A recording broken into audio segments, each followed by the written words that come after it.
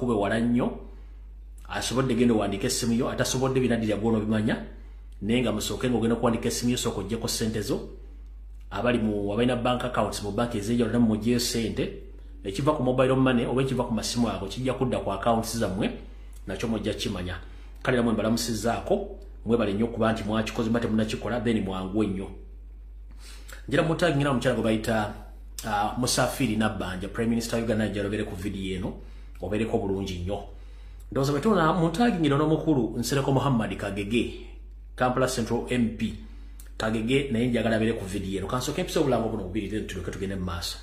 Alright, akalanga kasooka kagamba the third annual gender-based violence on 29th of November 2024 and it will end on 1st December 2024. The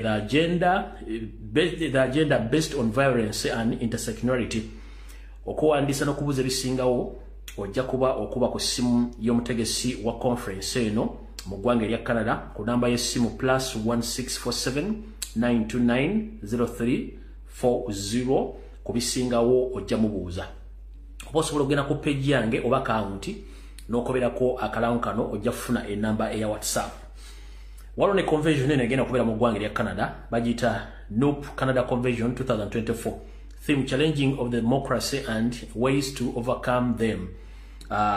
Ejja kubeera ku Milton Hotel 145 Richmond Street West Toronto Canada downtown. Ejja tandika nga 16 omwezi ogw'omulenda ku Mekezi nga 18 mwaka 2024. Ebisingawo era jagenda ku mikutu gyange ojja kufunako essimu okubanga weebuuza ku bantu abo kakuweka essimu emu bbiri essimu emu okubafuna eri ku +16479290340 oba ku ye Kampala gy'osobola okufunako eri ku 0705 400193 osobola okubakubirako nobanga osobola okubabuuza ku nsonga ezigenda mu maaso ku conference eyo awo tuba tuvuddewo nga twolekedde video wegenda okubanga kuba tusooka na Kigulalugi ne tulyoka tugenda ku tusooka na Kalooza tulyoka tugenda ku Kigulalugi kati ndowooza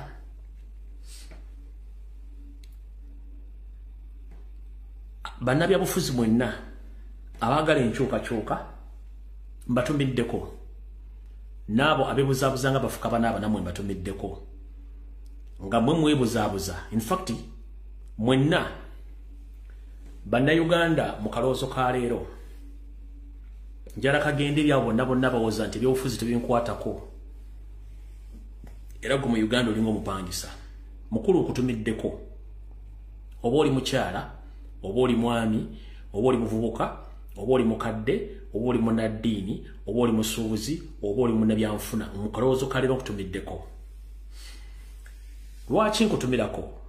Tugamba ekiri atabala kye kiri nasigadde waka mu kaloozo ka leero. Lwaki ekiri atabala kye kisigadde waka kye kiri nasigadde waka?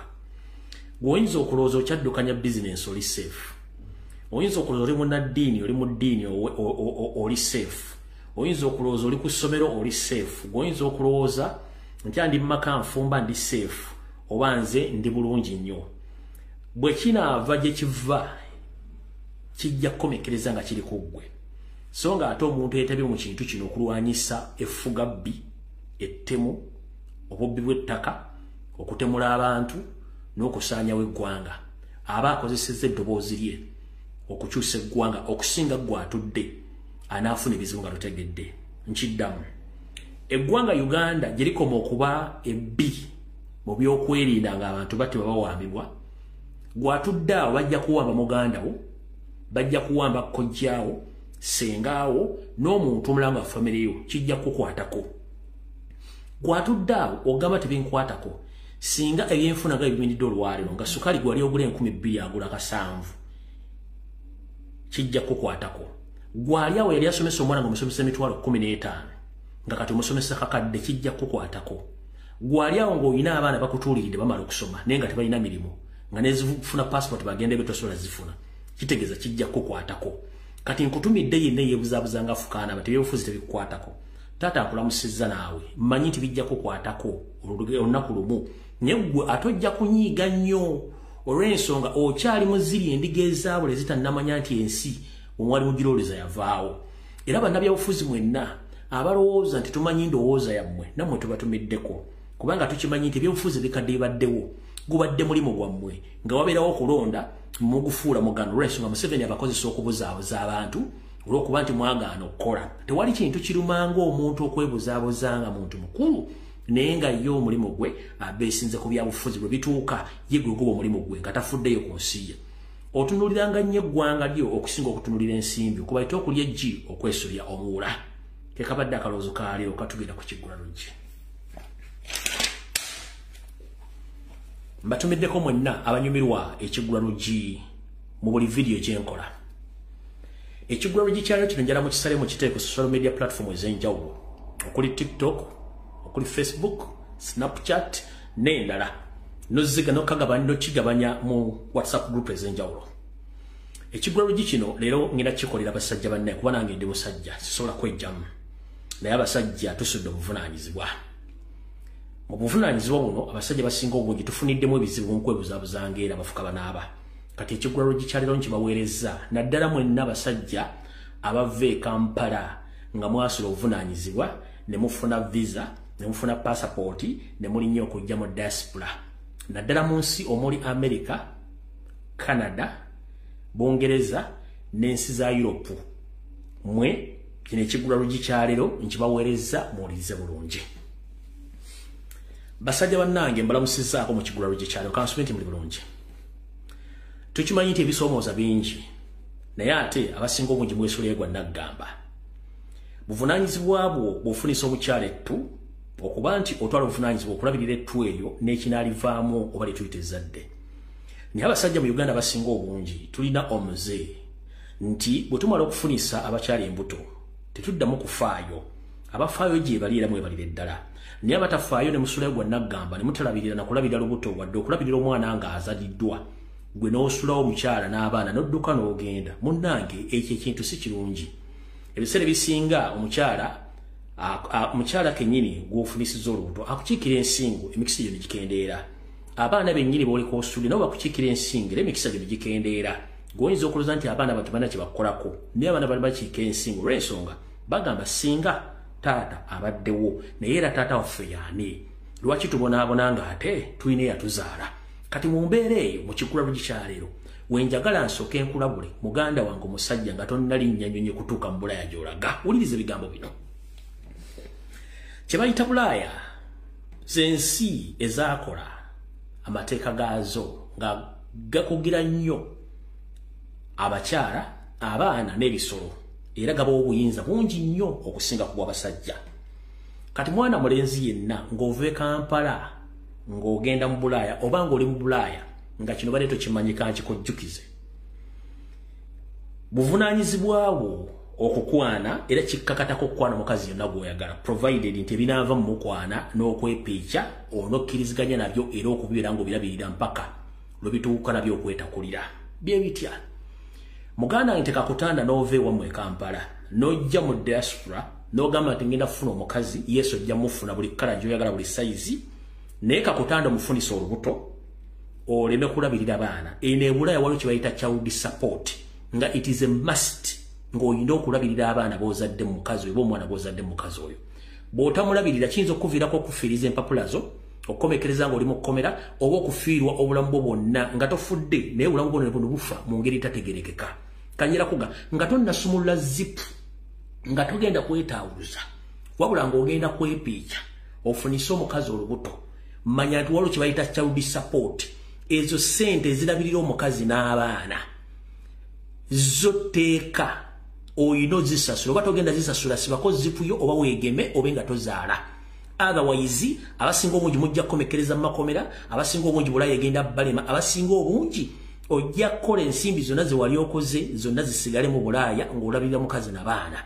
Kati njala bategeeza mwenna baganda bange ng'oli mu diaspora ng'obadde tokimanyi omwana kye bayita okuzaala omwana oba ozadde ku makamberengo baka akasooli buulya buli kaseera naye nkulabula gwavudde e Kampala ng'olina famire empale yo zipu gisiba oginyweze ofokasinge ku mirimu egyakuleeta olabire famire ye Kampala togeza ne wetata n'osumula zipu n'ofuna omukazi n'omuzalamu omwana abe Kampala bojja kuba basimudde ku lubaawo nga tebakyasobola kutegeradde okulabako basafalinge ng'ate ono weena kutayi n'omwana omu akujja mu biseera zonna z'ayagala. Kati njala bategeeza baganda bange ng'oli musajja mukulu ng'otegeera ekintu kye bayita okufunisa omukazi olubuto e Bulaaya kya ttabbu nnyo olw'ensonga nti oba tosobole kumaliriza buvunaanyizibwa okulabirira mukazi oyo na lubuto na mwana mpaka lw'anaatandika okukola. Boyi nkuwagaabuwa abakazi b'omu diaspora beesonyiwe. Kabeere kaddugala, kabeere muzungu, kabeere muyindi, kabeere ani kasitanga wali mu ggwanga lya America, Canada, Bungereza, Europe n'ensi endala ezirina amateeka. Mwesonyiwe balabe edduka. Otherwise kye bayita child support kiyinza okukuleetera obuzibu n'otuuka okwejjusa lwaki wajjamu empale mu dakiika 5 n'ofuna ekintu ekiyinza okukosa emyaka gyonna. Bw'oba ovudde Kampala ng'olina family, focus in your family girabirire. Ate ekirala eno mu diaspora ng'ogenda okukwana omukazi wa munnayuganda basi munnayuganda wamuzungu basi muzungu eno teriiyo ezo mboozi zammwe simanyi extended family nsimanyi navudde e Kampala nayo senga wakojja mugwanda wako sene neighbor ebyo tebiriiyo. Focus ebeera ku mukazi wo na mwana wo ebisigadde omukazi gw'obuwasiza oba akuwasiza tayagala akumanya who the hell are you simanyi nabajjajja bali musanvu no. Focus ebeera ku ye mwana na mukazi. Tombuli ambate jajja simaja yadda nyobuji na nywera mu jiko no. It's none of their business.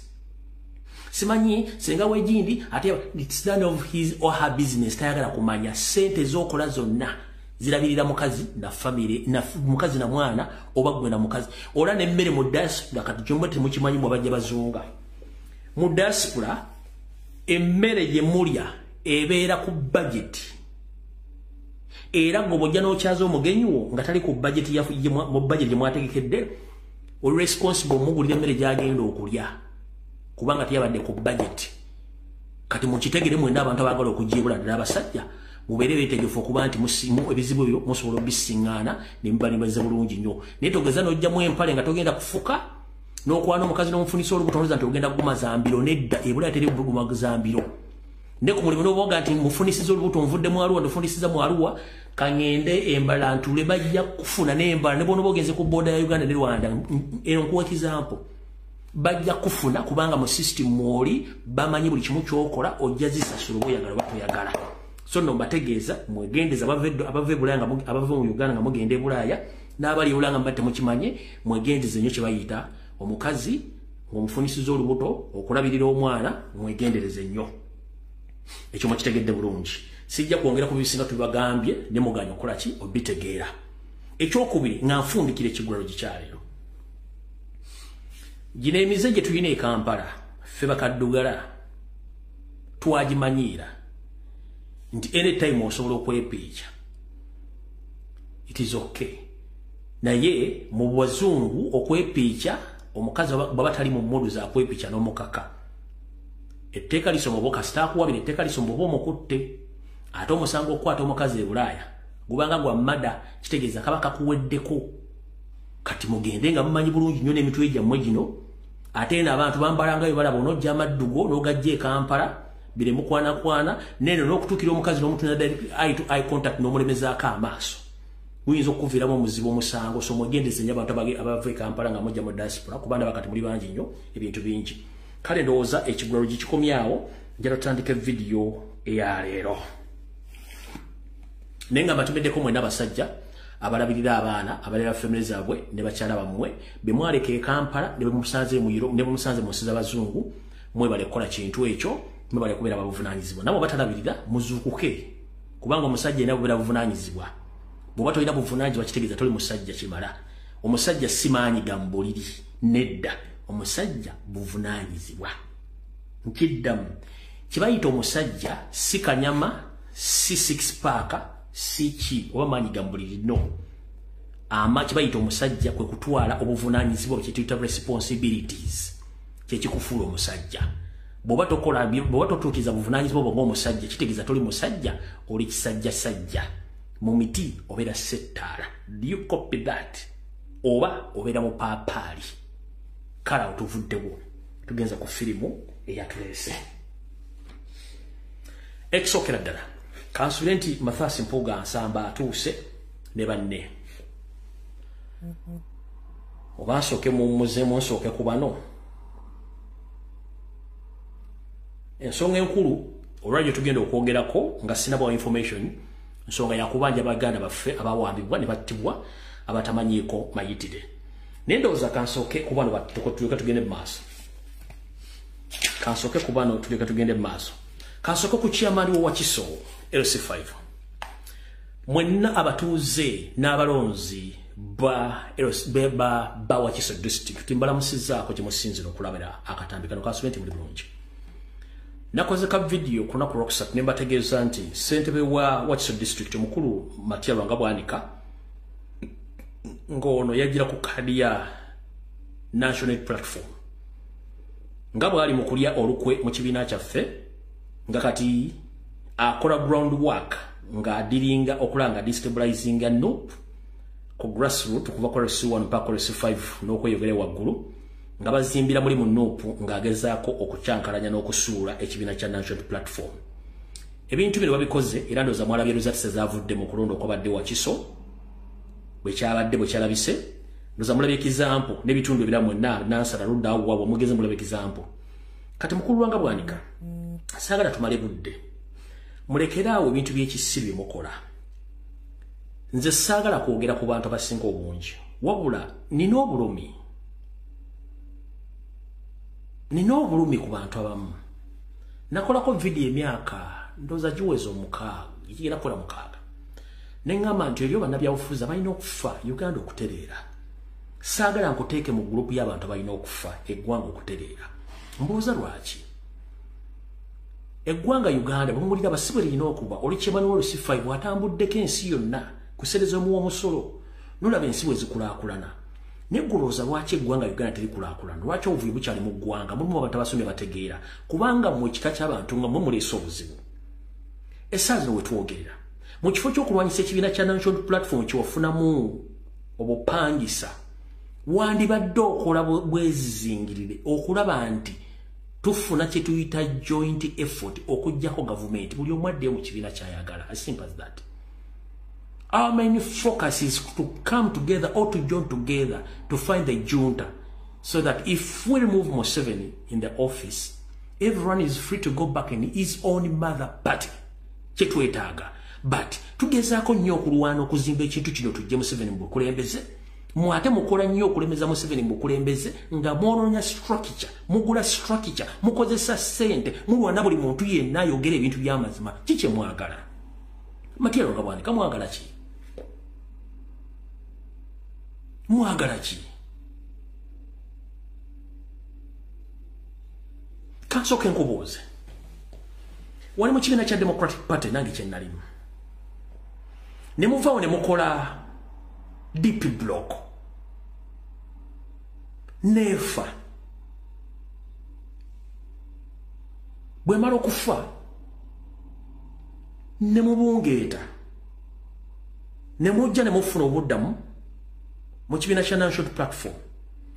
Mwe kennyini mukimanyi bulungi nnyo nti mukama wammwe Norbert Mao ekibiina kya Democratic Party yakiguzayo Seriti Bahabura otabasiba mutano wa Kalekyezi nsi yaleta muzezedde ensanga bisibe. Bwakimuguza n'akitwala era n'akola press conference n'agamba tufunye joint political platform ne NRM tugenda kukola ne NRM. Kyakitegeeza nti DP eweddewo. Kati njala kubuuza mukulu bwanika ne banno. DP ki gye muzimbira mu NUP? DP ya NRM gye eyegatta ne NRM oba mwina DP endala teriiwo kubanga mukama wammwe president w'ekibiina yagitunda mu NRM. Open the publicly n'akiraga nti DP agitunze mu NRM. Mwe DP gye muzimbira mu NUP yaani oba muzimba ya NRM. Tulwana kuzzaawo ggwanga buli muntu bwe tuwangula nga tuggyeko Museveni buli muntu waddembe okudda mu kibiina kye nga bw'ayagala. Bwe tuggyako Museveni kitegeeza ne mmawa baavuddeko. Musobola ogenda ntuuza Daily Conference DP nedda ne muddamu ne muzimba structure zammwe as simple as that. Some of us, we are not interested in politics or in any political office, but we care about the indigenous Ugandans who support my politics. But they face the consequences of the mismanagement of the politicians like you. This is wrong.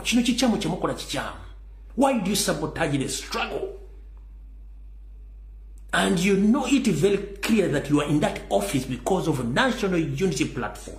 But for you, you are doing each and everything possible in your powers to destroy, to distract the progress of national platform on orders of Museveni. Because DP as a party, magnified with NRM, there is no more DP. Majimaginga ne NRM kati DP chijokolera kakuyega okusula nopo DP chi unless nga mukolya Museveni nga kitugamba tisana mukolya Museveni muganda ange mwegendereze mwaga tubavuma no tiyanya budde bavuma muine experience mbyobufuzi ne muine kizibu kimu mu politics mwali mugufudde mulimo. That's why the previous elections bezagwanga ntona kuwede barangire Museveni raide. Nobody comes out to talk about the problems of Ugandans until the next elections. Until we tugambye no. Bano wanabe nabafuza bali obachama. Katuddemu tukwate ku nsonga zino bokulonda kuwede batobye tulwane mpaka tulabise. This is exactly what we are doing. But tugeza kokola buli kimu singa abantu bakumanyi ngo kyakola ku CBS. You were nothing. It was the power of people in Wakiso. Abalozanti ovudde mmengo limwe mpeke emero limwe omulamwa. Kumbe twaleta kireri ekya mwanyi. Dipi kijogama ntijomaji joli mu kuzimbira munopo. Dipi ya majinga ne NRM. Kitegeza indirekiti okulira NRM. Omuntu yenali willing okwambala engoye mu Wakiso district, please mwambale mutubuulire. Tukweba n'abasajja. In fact, sana kwegayira. Ogenze mu kakunizo ogenze mu group abantu okubamu abayina okufa Uganda oterera. Mateya lwanga bwandi ko Lumbuye ayogera. Bomutakyusa mbeera za mwezi abusiru nga mugenda kumira banna Uganda muyinike musibe. Nawe ogenda kuyinda mu kakundi akayina okufa. Eggwanga okuterera. Gwe nkuvuddeko. Ne musiru wale mpola kubanga eggwanga lyaffe. Wali mwavu mponga byakatogagga otandise okulyo kuso zimbulu kusofu MPO nyampira abantu. You had nothing ko kyakula ku CBS. Abantu bakuteka mu trust okuzimba wakise kulenye. Engudo zina zimu wakiso nfu. Nemo muzanya politics wekintu ekisiru. Nga mule basaba na Uganda okufuna freedom. Matiye bwagulwanga ni wofa. Nza I don't care. Nange ne mwefa I think you don't care kubanga seta gakumanya. Nemo fyoku bana Uganda batamanyi politics. Abatamanyi mateeka. Nenga bawo omusolo gwotulamu n'ozimbulukuka. Kati wenno olinganga nteza nadizi. Kwe nkuvuddeko. Ngenze ku musajja omulala. Go bayita Mukasambidde. Mukasambidde oba Mukasambira omusajja Omunyarwanda yeeyita Omuganda Mukasa. Niyo Buganda bwalaba. N'otunya omusajja ayina ebirevu ayina ebisige by'olinganga eby'embizi ennume kimemesa balaavu. Nabuno bukyano oba osala obulinganga obwamu n'abagooca. N'otandika okwogera oluzungu olutoppetoppe ne mu dictionary otaliyuko okubuzaabuza abantu kubanga temwagala nsi yammwe. Nakuulidde ng'ojja oyogera bitakwatagana ng'empale za Mukama Museveni Munyarwanda munno. Musimanyi tewali kibiina kisobola kutola byabufuzi tokufuna buyinza nga kibeesinze mu kusooka kuzimba kitebe mukulu. Tetulowooza kyekimu. Tuyina enjawulo. Ekibiina kye watandika bakiyita Democratic Party. Okujjako ng'ekigambo democracy kyotamanyi. But if it comes to democracy, DP ekigambo bakiyita Democratic Party. Kyekimu ku party ezibitudde mu Uganda nga ziri democratic. Tebakwata muntu tebakuba matuluyi bakozesa democracy. As well, no tugoberere ekkubo lyerimu. Ate ebintu bye twakakola myaka 3 bisinga bimukoledde emyaka 5. Kubanga mu system yaabwe badde ebyobufuzi bijja mulyambulire mugenda. Kati mukulu gyakotegeeza. Gwe kenyenjera public emanye nti oli musajja Munyarwanda ng'olina dual citizenship obutuze bwa mirundi ebiri obwe Rwanda n'obwe Uganda ate era oli mbega. Tulina mwanyinafu omukyalo Muganda Susan Betty oba ye mukyala Betty oba yali Betty nam Betty Bey Abirime omukazi gwe wakwala Muganda yali mukyala mulimi n'agezaako nnyo okuteeka Museveni ku nninga ku nsonga z'abalimi okwetola eggwanga lyonna. Museveni n'akuwa mission ne mugikola n'omugjawo ne mutya mu accident ku luguudo lw'e Masaka.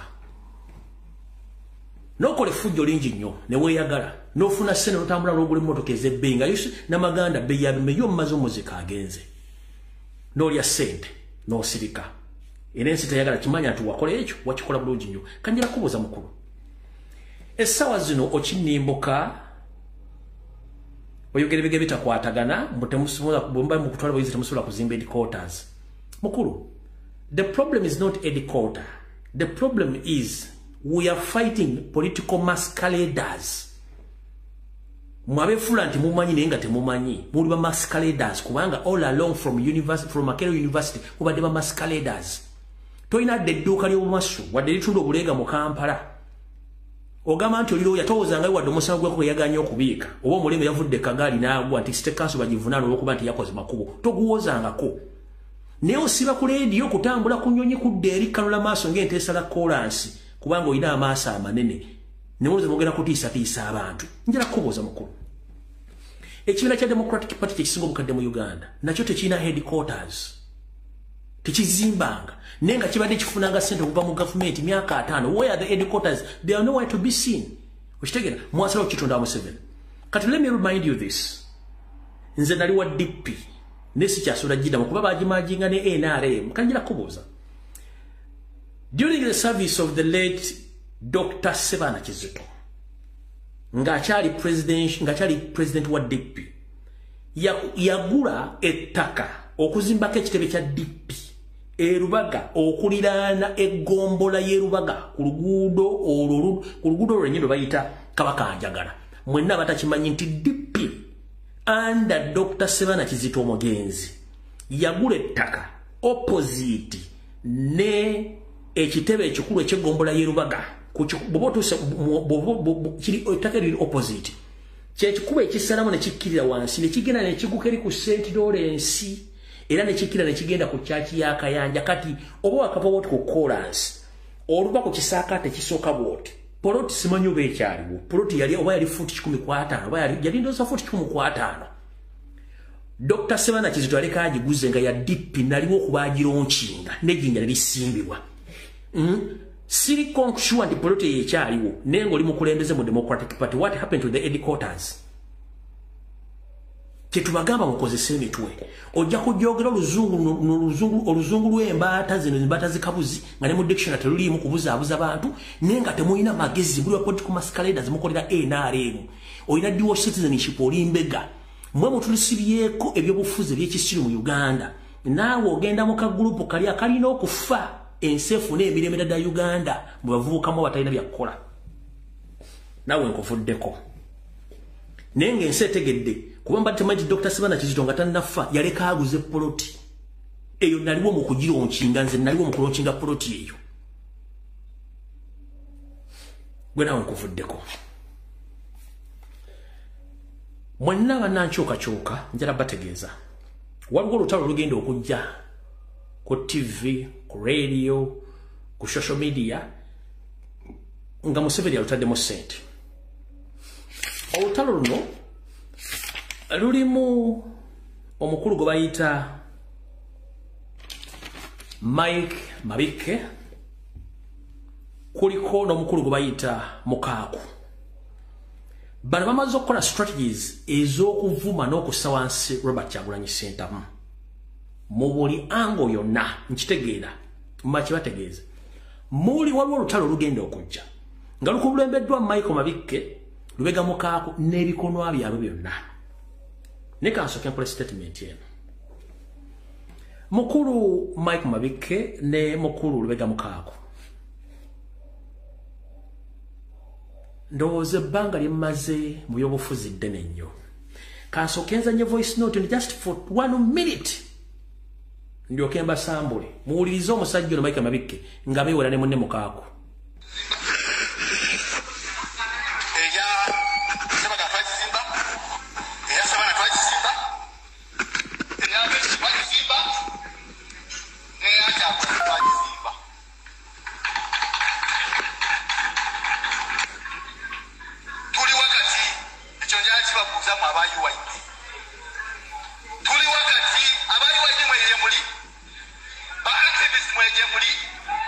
Era tubikoze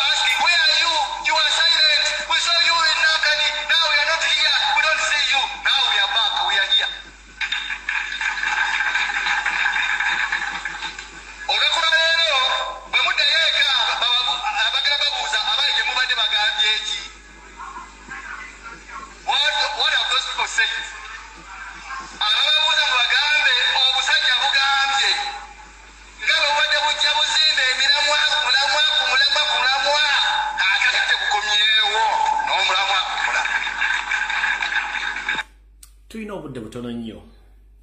Mukulu Mike Mabike ne munno Samuel Watervega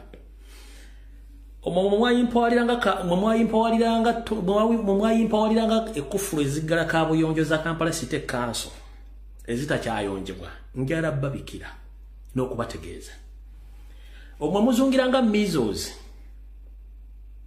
nga temuyinaako watufuwe mugwa ogambye nti mwazimba DP eyasibana Kizito gwe DP n'awaani mukulu gwe ekibiina kya DP n'awaani mukulu ku kyo ogambye mwazimba FDC abesigye ne musimba besigye gwe ne besigye ani mukulu by'obufuzi ogambye mwajje ne muzimbye ne people plan eno mukulu. For your information kansoke mbategeeza Mike Mabike mwava mu Emakere University ne mujjanga muri mu UID ne musigala mu UID nga ne mu DP wago temusobola gendayo. This is on record.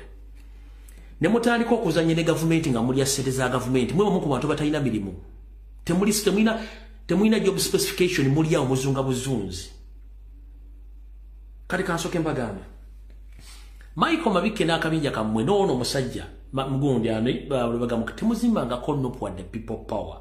Ekigambo bakiyita people power. The first article in the constitution, power belongs to people. Amaanyi gali eri bantu. Kati goba toli maanyi ga bantu oli ki? Era gogamba nti mwazimba kikyoyimiriddeko mwoli omukulembeze kibiina kye mwazimba. Mwoli omukulembeze. Mbulira kibiina kye mwazimba ng'olimu omukulembeze. Munupu toli mukulembeze. The same applies to mukako temuli bakulembeze. UID muhagiremwa, DP ne mugiremwa. Reform agenda nebalema kati kike mwagala. Right now nupu bwe yazimbye ekitebe ne muzimbe emitima. Ne wa mission okujja kuba no. Na yanga temunnajja kwasamirira bakulu mbalabusizza magambye bwenti. Mu byabufuzi abavuka ba UID DP buloka muli enswera zikirungube zitya. Enswera kirungube ewunyiriza buli ewali ekintu kyonna nejja n'ekituulako bw'otagigobe bikawo amagi. Kati enswera ezo bwe zijja okuwunyiriza ekintu ye mbadde muva ne muva mu FDC ne mujja mu DP ne mukola DP nga mujja muwunyiriza wali omusindi gw'ebyobufuzi. Buli mbadde mutuuka nga bayonjezaawo nga mudduka mufuuka against ekintu ekyo kye mugamba mwakibeeramu. Kati let me tell you this. Temutandikangako people power fe twagitandika banegade batandika people power. Temutandikangako nope bandi batandika nope. So temwina mwe kwasiza nti mwatandika Kyagulanyi. No! And this is to inform the public. Robert Kyagulanyi Center muyagenda mu kibiina kya Forum Democratic Change nasaba kadi esimbe ku kadi ya FDC ne bajimumba. Robert Kyagulanyi Center muyagenda mu Democratic Party asabe kadi esimbe ku bombe ba parliament ne bajimumba ba DP. Nagamba no kanzija independent. Bwe yajja independent nafuka member wa parliament. Mweke nyini mwajja n'obukoti wa mu parliament mutandiko mwesigamako azazi nigo mwali mu blockings. Eyo tuvuddeyo. Bamaze okuba emigo tutandise people power. Agambe ngenda kujja entebe nnene njagala. Ne mukola buli kimu ekisoboka okumubulookinga ne mubulookinga n'etteekerega nti buli muntu asobola okwesimbawo ku independent card. Ne mugamba mwetaaga kibiina. Ne muga Kyagulanyi tetusobola mukkiriza kubanga talina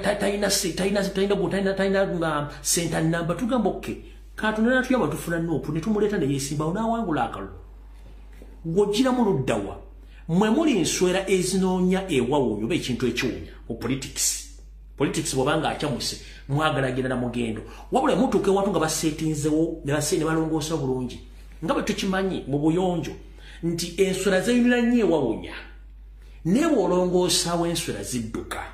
So mwali mulowooza era mwagamba nuupu muyaga gugenda kugenda kuveewo ne mujja muyaga ogwo.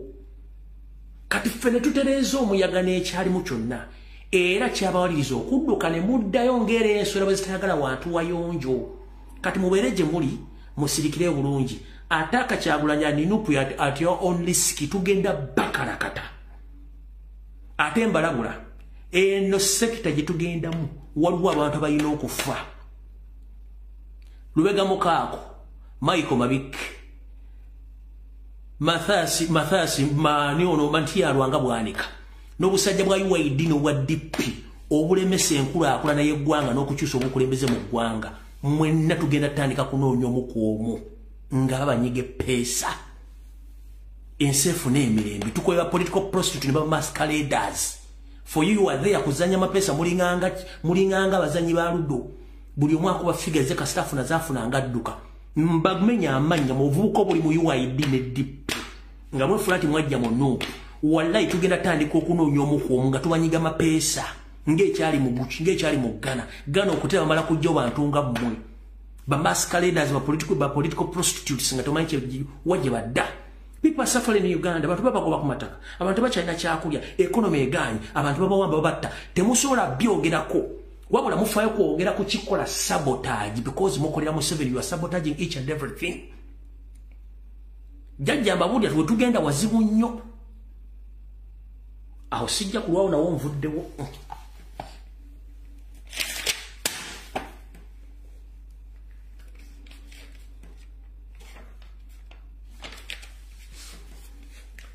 kasoke nsimbe wakati awo okusookera ddala ntandikiddemu Gia munaasonyiwa naye njagala mwenda bannayuganda tusabire nnyo tusooke tuteeke politics aside tujje ebyobufuzi tukasubisiteeke aside buli muntu yenna saagala tuwoze nti olwatta ssebo nalumanya wakolawo ki ekituufu kiri nti muganda affe Honorable Segirinya Muhammadi bambi embeera yembi alina essimu ye asobola omukubira asobola okwogera n'omuntu amuliko bambi musabire nnyo Segirinya era byasobola omutuukako amutuukeko abali mu Uganda n'abali mu diaspora ekituufu omusajja embeera yembi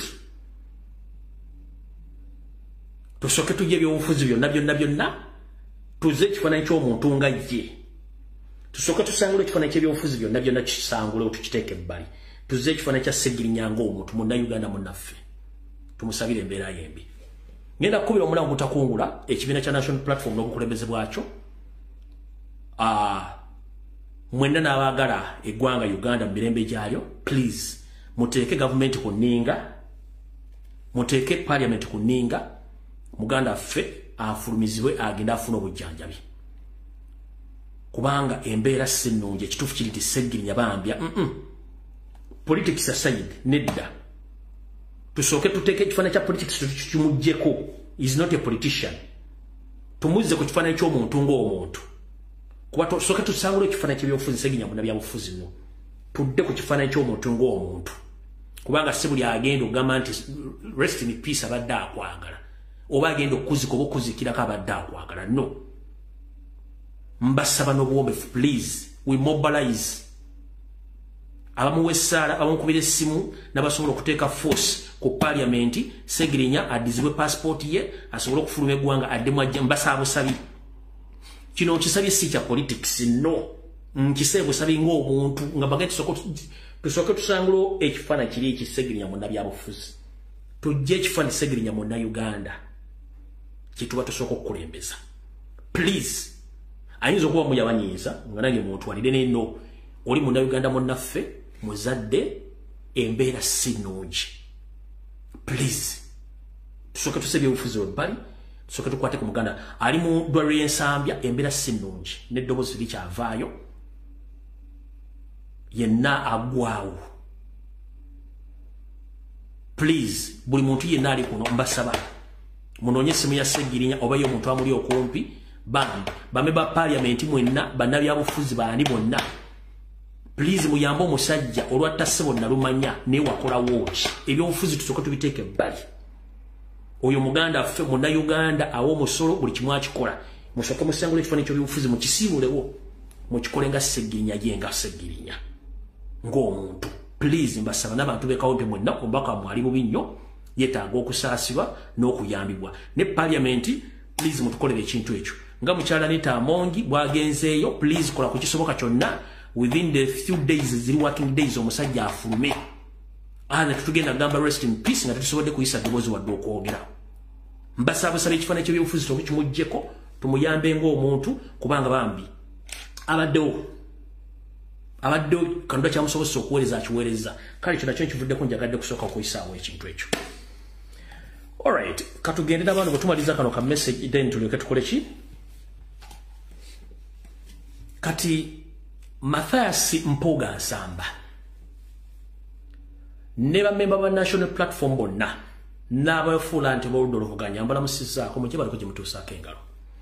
Njagala muwulirize obubaka bwange buno bulungi nnyo. Olw'ennaku z'omwezi ziri 10 omwezi ogw'Okumu omwaka 2023. Eggwanga Uganda libataddeko amaaso. Bino ebyobufuzi bya njawulo nnyo ku biri bye mubaddemu emabega nga ebyobufuzi biggwa buli mwasirika n'agenda nga tewali social media platforms abantu kubasobola okubaddiramu n'okubalaga obutali bumativu. Tumaze ebbanga tubanja bannayuganda abawambibwa n'abattibwa mu struggle. Mujjukire nti abaana abo n'abakyala abawambibwa n'abattibwa be babayirawo mu by'okutuuka mu ofiisi ze mulimu. Bw'ofunira omugaati gw'otwalira abaana bo, emmotoka y'ebbeeyi erimu SC, ssente z'okwata n'ogenda ne weepiica n'okola mu byoyagala oba n'owaako n'abantu bo. Zaasinzira ku maanyi g'abavubuka n'abakyala n'abaana abatamanyikiddwako maziika wa gye bali n'abattibwa n'abawambibwa. Okusookera ddala nzaakola obulungi mu ssiima nabeebaza luli nga mukoze ekintu ky'okuva mu parliament to demand all political prisoners n'abaakidinappingwa gye bali. Naye olwaleero njala bagamba nina okwemulugunya kwange. Bassebo mwafuluma parliament ne mwekandagane mugamba until nga government eproducinze kibalama n'abantu abalala bawambibwa. Ogwali omulimu munene nnyo. Naye government y'emu eyabawamba n'ebatta nga nabbanja prime minister n'akonfaminga nti babalina kyokka nga tabalina gye bali. Gye mwatudde mu kafubo mu parliament ne mukkiriziganya nti mugenda kuddayo mu ssetteeserezo nti gavumenti eteekwa okunoonyereza. Tetwagala mutufuule balalu nti oba mutulabako amatu mutuyita nte no tetuli balalu. Mathias Mpuga Nsamba ne baba parliament bonna ba National Platform tugenda basaba ngayo mwafuluma parliament nga mwagala abantu bakole ki babaleete. Teba member parliament yenna wa National Platform adda mu parliament eyo nga government terese mwana wadde mulema oba waliiso limu oba wattulu bamale ba producinga. Fair to do so mujja kwa mweyamanda mu mbogo kino kibabuulira. Teri member parliament wa National Platform akirizibwa kudda mu parliament nga abakibalama ne banne abalaba bawambibwa tebakomeze tebaleeteddwa mu parliament wa mu public kubalabako. Mujja kuba kye mwakola kwe kwoza n'oyanika mu ttaka. Nkiddamu. Crocs najja n'enkola video. Ne mbagamba nti Mathias Mpuga Nsamba akoze swap deal ne government ne bakkiriza nti bagenda kudda mu parliament if parliament government ekola investigation. Teri investigations bagenda kukola. We have been demanding our comrades almost for 2.5 years. We don't get any kind of results. So you think, Mr. Mathias Mpuga Nsamba and your congregation, that within the period of the time which was given, those people are going to be produced? No, because it's the government controlling all the prisons and torture chambers across the country. So there is no as to why that you agree with those people. Let them produce our comrades. If not so, let no one among the NUP MPs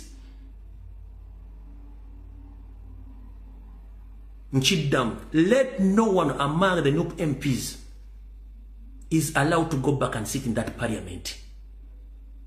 Temukkirizibwa yadde kubanga mwakikola ne mufuluma nga mwagala bantu. Kati babaga they are going to investigate. They don't need to investigate just ngaye bakola masimu tigundi mukwate. The same time you are causing tactics. Kibalama n'abalabe bayogera abantu abali asatu mu bate. It's just a mere call. Bakuwa masimu tigunne gundi mbakwate. The same tactics babakozesa bakuwa masimu tigunne gunde bibabanja mu bate. As simple teri kudda mu kwebuzabuza nga afukana abantu gonna mazisi.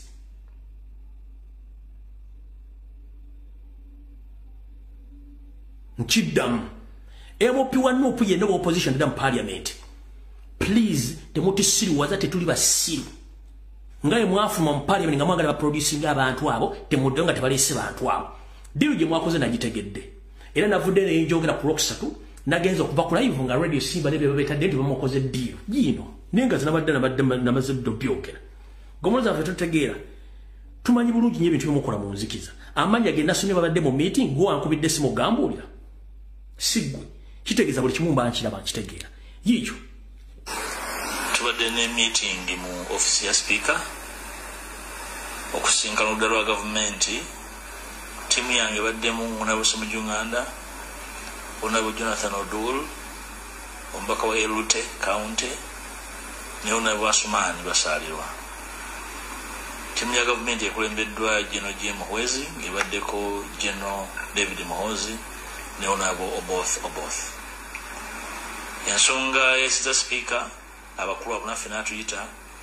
tugezaawo okusala empenda wana botunyonyange gye bagezaako okumalawo akatubagiro akali mu parliament olw'ensonga ze twaleeta abantu ababuzibwawo abantu ababulijjo abali mu kkooti z'amagye abakulu bano bategeeza speaker naffe ne batutegeeza nti beetegefu okujja mu parliament okwenyonnyolako ku buli nsonga okunyonnyolako buli muntu yabuzibwawo okunyonyola ku nsonga endala nga bwe twazirambika naye ffe ensonga yaffe esigadde nti tujja kudda mu palamenti nga beetegese okunyonyola era olunaku lwe banaagamba nti beetegefu okunyonyola tujja kuddayo mu palamenti ekirala mukulu teri kudda mu palamenti kunyonyola twagala bantu baffe there is no any kind of explanation because we are tired of explanations these people they take time and they call their security agents to go and pick our supporters or to pick our friends. Let them use the same tactics of calling to call all torture chambers and prisons to release our people. If not so, no negotiations, no talking, not go back in the parliament. Kati njala nasoka tegeze gwanga. Nalongo solo gate. Nkuisa mirundi mekani tamonge. Erinye pia Elianita Amongi, Speaker of Parliament, in Nalongo Surrogate. Nalongo Surrogate.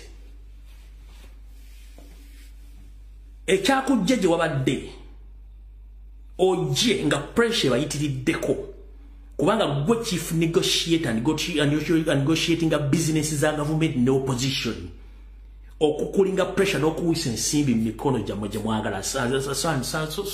Each and everything you want mwagala chimukola njala kugamba Nalongo Surrogate please with immediate effect back off twetaga abantu baffe gwenga bwagenze no gamba nti wazadde abalongo bwazadde nga tiwabazadde wabula wabasigira muntu mulala mu system gye bayita surrogate pain gye walimu okutwala abantu bangi nnyo baagala okuza nti balina buvunaanyizibwa kati time gye watwala ne ssente okutwala awo sigalo eyitale n'otwala bawo magogo nawe n'osulenga labire mugende South Africa ne bakujjamu ejji ne bagogo bamujjamu enkwaso ne bazigatta ne bazikuba omuwala awo sigalo wamwe omuwala n'azaala abaana abalongo n'abasitula mpaka lwe bazadde ekyo kye tuyita surrogate system Anita Amongi bamujjamu amagi ne bajjako ne magogo amazzi ne bagende South Africa na usigalo olwo amazaago au sigalo nafuna olubuto olw'abalongo ne balunteekamu kwe kuzaala abalongo abo ntatosindikanga ku baana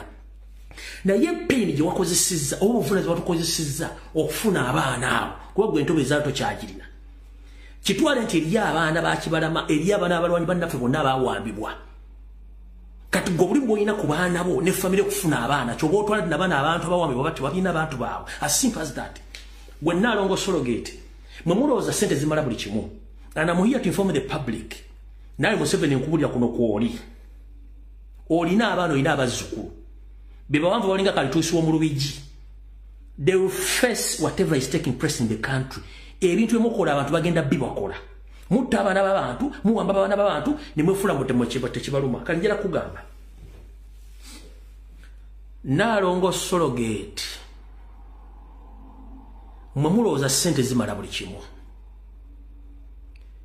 Nategeezeddwako nti Yoseeri osindika bambi gaabo bagende ku buli famire y'omuntu eyawambibwa. Boogera ne famire bagiwe sente, famire esirike.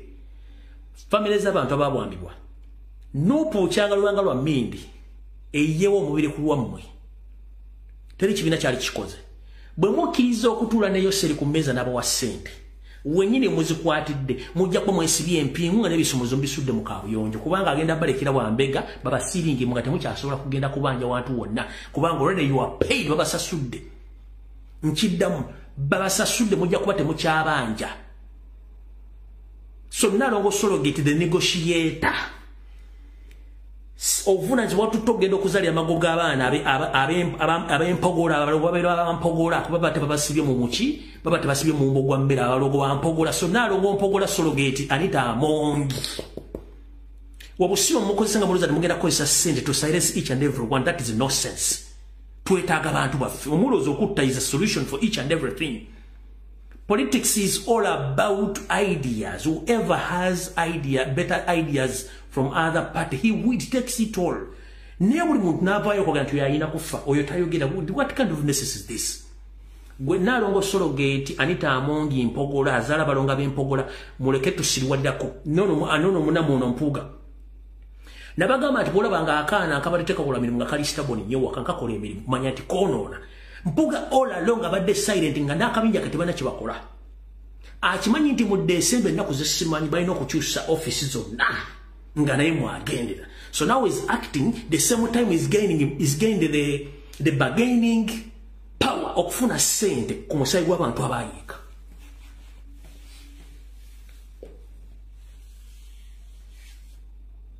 So Nalongo Surrogate goyinza okulooza nti gwosinga otegera mu Uganda. Buli kintu kyo kyonna kiri fake okuva ku mubiri wali black n'ogukyusa kati olina magoya. Ebyokusoma nabo oli okusoma kukono kwa Nasalodi. Abalongo nabo bazaalidde mu Surrogate system. Tolina kintu kirikirya ku ggwe. Bw'otula mu parliament okwogera oyinza okuza sound solo yeteesiza parliament. Gwe kyemumanye bribe after bribe. Kati musanga abana abasajja nga bo bali money minded kubanga nabo bakabano system era ajja kujja yogere nga bwayogera. There is no negotiation talks will be demanding our comrades almost for 2.5 years. They are not to be seen. Ngaba kuba masimu tigenda okwate gundi. Baba kuba masimba zikuba kuba musefa usimu bakomera babate baje bali. If not so kano muri kafunda bayo empinga atuteye empalo we muzina gwekisikati nga atuteye lubuto mugenze kutese mutesa dani. No negotiation. Twagala abantu baffe tetwagala ssente tetwagala kuteesa. Bakuwa masimu tigundi mukwate baba kuba essimu babate kyetwagala so si ssente kuteesa. No negotiations. Nalongo Surrogate weewumuzeeko. Nalongo Surrogate Anita Amongi Mpogola kubanga balongo ba Mpogola tebadde mukwe kulido baana babo zo mukitegedde bulungi mubanyulire ekigambo Surrogate mukitegedde tazalanga ku balongo wabula balongo babe yakikola atya emyaka gyalimu gyakulonda amagi tasobola kuzaala bagenda mbazungu n'omutestinga nga kyalina amagi ng'alina kufuna muntu alina musitulira baana mu lubuto n'akwata bbawe magogo naye kenyini ne bagenda e South Africa magogo ne bamugjamu enkwaso Anita Amongi ne bamugjamu ejji ne bagatta amagi ga Anita Amongi n'enkwaso yono magogo ne babigatta ne bakuba omwana awo sigaalo olubuto n'alufuna ne bakomyawo embuzi yaabwe Kampala n'ekuuma olubuto mpaka embuzi lwe yazadde kati abaana ba magogo n'Anita Amongi ekintu kya Surrogate system nenga ssente empitirivu. Kati bayinza okuga nti Anita Amongi ayonsa. Yes. Waliwo empisa okwetola ensi yonna zibasobola okuba omukazi ne zimuleta hormones system n'ekyuka n'abanga eyazadde era n'amabere negajja n'asobola n'okuyonsa. Eyo empiso gyeri but eri too expensive. Bwe baba bagikubye for good and my country naye twetaaga abantu baffe. Era bakusanga oyonsa sagala mbere surprise empiso gyeri basobola okuba omukazi nafuna hormones ne zimufuula ng'eyazadde n'amabere negajja n'ayonsa naye nga tannazaala ku mwana. Episode bayizo ko bagikubye era bakusanga oyosera bagati waza tunnazaala ku mwana abaana baki bakisawuvuga baba kusudde busituziro kitegera bulungi nnyo bitegedde bulungi nnyo kati ebyo tuvudde Nalongo Surrogate twagala abantu baffe teri negotiations.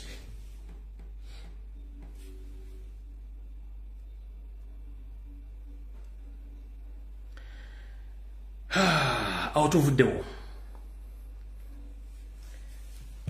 Mpuga ndoze kitegere ne bakyalimu temudda mu parliament twetaaga abantu bwe bakwata bajja kukwata omulala.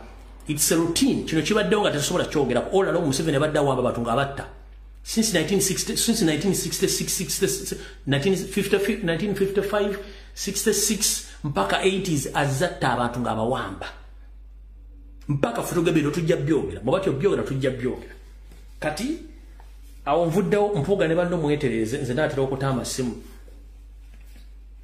mbagenda kuwa abantu eddakiika na mu 5 waliwo omukulu ono omanyinze kasita njogera ku nsonga waliwo omukulu ono bamuyita mukulu Andrew Musaasizi omwami ono ye nannyini kampuni bayita Mulya Millers esangibwa Neteete ku bitaala ng'odda ku luguudo oludda e Nakawuka. Omukulu ono wa Kabano manyi kulo ku video kuli bajajjikuwa navaayo n'enkwanika butya bwe mussa ebiweke eby'obutwa ne mbimikisinga mu mmere y'abasibe emmere oligino ne mugitunda ku black market nga mukozesa system ya government eya police n'abagye ne prisons. Tokomye okwo weefudde mugezi nnyo bwe nakuba wali ku kampuni ko Nateete n'okyusa emmere n'ogidda kati mugitwala mugitabulira Busega ku Dome okuliraana ewa Samona ejo mutwale nakuze ne motoka za prison gye zitwala ne zireta emmere entuufu ne bebikongolero ne muteekamu empeke zammwe ez'obutwa zemuwa abaana makomera ne bali ne bavayo nga bayise windows. Mukulu odiringa na muntu mukyamu kino nkikubulya nze ekisooka tebantiisatiisa tebandoga ate tebansindikira bambega mutabani wa mbega tabega mbega nkidda mutabani wa mbega tabega ani tabega mbega ekyo njagadde okugamba musajja gwe bwe nayongedde okusima ntegedde ebintu bingi nnyo wandibadde weewumuzako otherwise kasita tunagenda personal ate nja kuyuza mumwina mission ine kusuba naganda zibatamanyi nti mutta basajja baganda mubamaze onigula tunoonya abasajja n'abakazi abaganda tebaliiwo wabula mwenkwezenga bayita Musaasizi nga nkwezenga oli baakabano temugenda kutta baganda tusirike tujja kwogera kati mukulu kampuni wagitandika Mulya Millers mwagitandika ne betwandiise ba shareholders bangi ne wamaliza ba shareholders abamu bajje mu business ngobasi nabala bagivamu ne bakola byabo nakugeza sagala tugende person wala mukulu bayita Stephen Lyaz ono naye abadde akola mirimu gye gimu naawe era nga musajja mugagga era wakolaga ne system ne mwavuwaza no mukulu Stephen Lyaz ne mwavuwaza n'afuka mponga byoya ate n'okozesa agent wo gwe bayita Sentongo okwefula nti ate yagula nga ate gwogula n'ogula emmotoka za Stephen Lyaz n'ogula faamu ye eri mu Kisembi n'amataka na buli kimu wamulekera bulamu tewavooko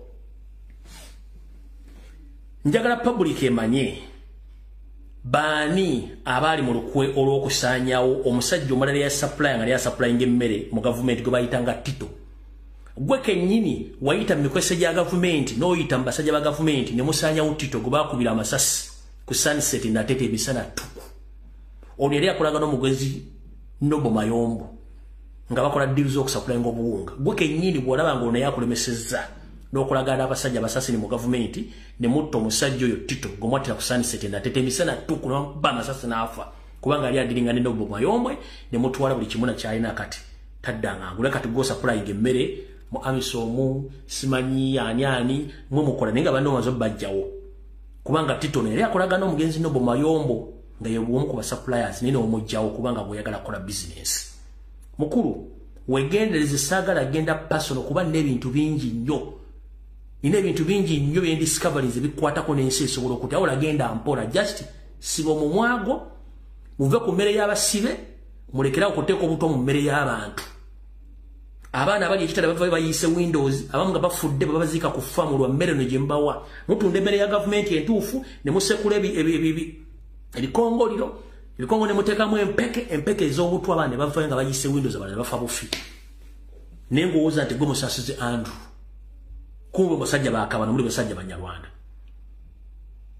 watch out saagala tugende personal kubanga gwe nadda ku pasono n'enyingira ne mukazi wo oyo omutogo wakasooka okufuna nga naye waakabano tujja kubeera bubi nnyo kubagoloza tuli mu gavumenti oli w'amaanyi nnyo okulaga n'abasajja n'emisango tekisobola kukusinga tujja genda pasono nkuba Museveni ate kati nga guleeta kikongoliro mutta abaganda bona basinga obungi bafiiridde mu makomera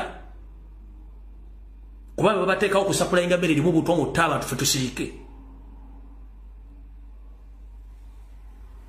gwe mukulu Andrew Musaasizi owamulya Miraze Natete bw'oba oyagala tugende pasono tujja genda pasono ate nja kukwabya bubi nnyo bwe tunagenda pasono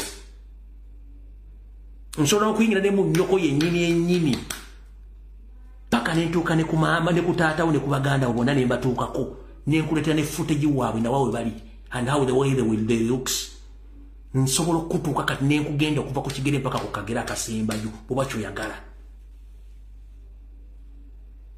mu famire mukyalimu omuntu ategeera bonna bayiika windows kubanga bakozesa majini n'obasaanyawo kubanga oyagala ssente bonna tekuli ategeera nja kukuleeta ebifaananyi ne footage yenna nkukuba oyiike gwadooza nti okukyusa location nodde nebusebuhulira na samuna gye muba mutabulire emmere ngene mudduseyo gye muteera obutwa mu mmere Natete siitegeere kati gwe mukulu genda mpola temujja kutta basajja n'abakazi baganda mbamale mu Buganda olw'okuba oyita Andrew Musazi buli musajja munyarwanda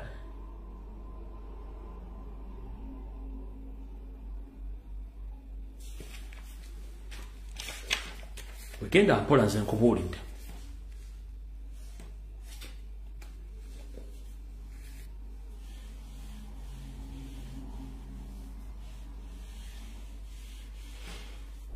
ndowooza bya Mpuga bifunye n'abalala sigenda kubalyazaamanya budde tugenda kukola program yakubanja bantu baffe abaawambibwa enkwezenge eziri mu Nuupu ezimbira mu Nuupu nazo tugenda zizikolako mukimanyi program yange si yakusaasanya ntugo kuwemmola no amasimu ngatadde kuba essimu oteese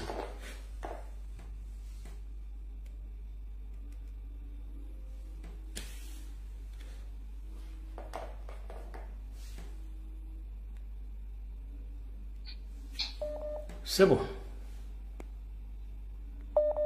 Jebaleko ticha. Kale munayi nawe jebaleko. Simanyi omulimu gwokola mwanyina ze webala okuweereza. Amina nnyabo yita mugwangalo gamujja otugende. Njagala okutuukira ku nsonga ya mukulu Mpuga. Mukulu Mpuga ebyo bye mwewunza okubanga mwagala ssente abaana b'abandi bali kuvundira mu makomera. Ogambe mbuno twatudde ne tuteesa nti tugenda teesa ne bannaffe tusobole okuddayo mu parliamenti tuteese Mpuga oba wakutte ssente n'ozikwata mu ngalo kwata ssente z'abandi ozizzeeyo ene we kiba si kyekyo tuviire mu Nuupu tuviire modde mu kibiina kye wavaamu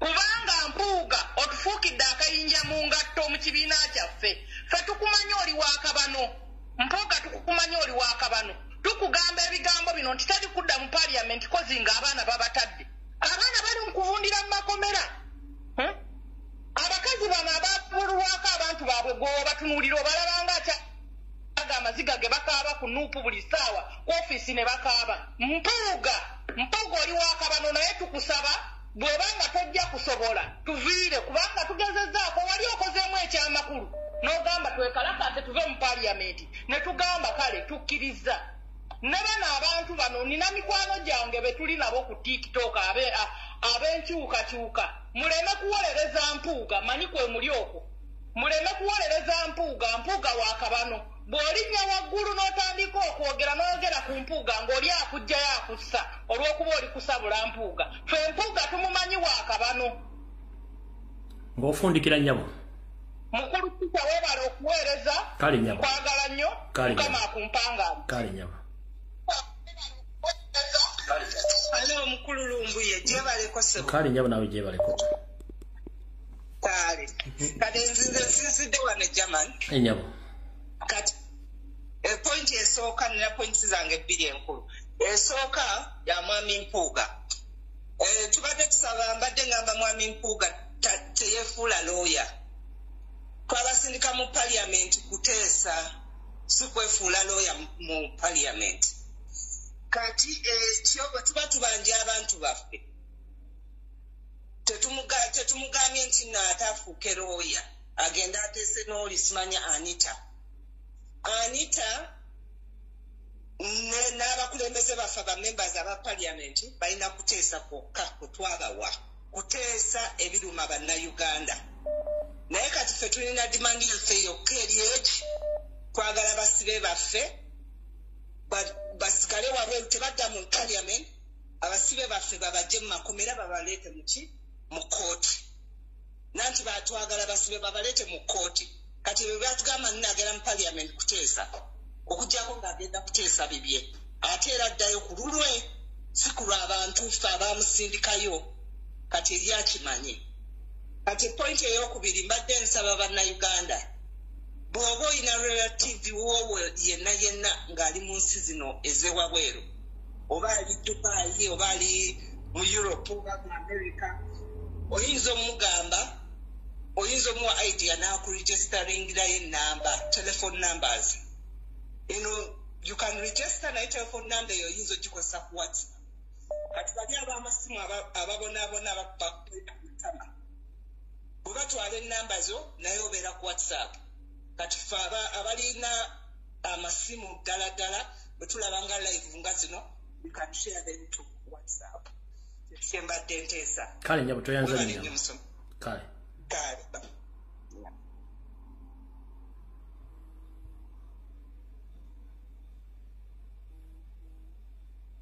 Hello. Hello, Mr. Lumbuye jebale seo. Kale sebo nawe jebale ko. Kale seo.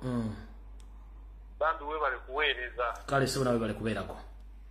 Naye ndayikanzizere eti kubanda nsanza abantu batandise okuba. Sebo, teesa tugende. Naye nga nze kyenteesa kyembadde nsaba.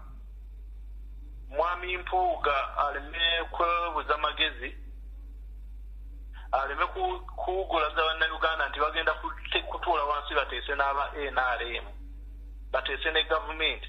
Tetwagala baana ba Nupu bonna nga bateereddwa bali mu makomera abasibiddwa Seemwayi abasibiddwa Makindye bonna babate kuba twalabye bwe tunaabateekako pressure bano abasajja ba Katengo bajja kuta abaana bano. Weebale nnyo ssebo weebale ddala kuweereza. Kale sebo. Kale.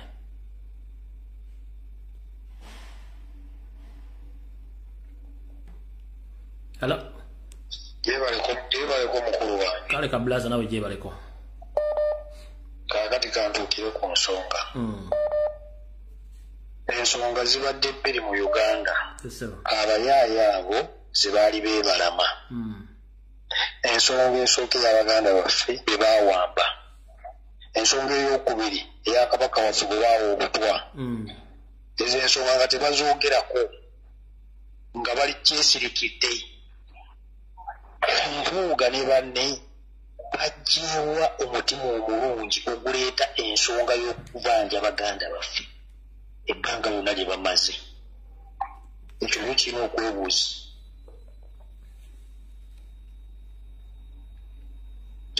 Kino okwebuuza sobaziriwo eyo nga bazze kunoonya ssente.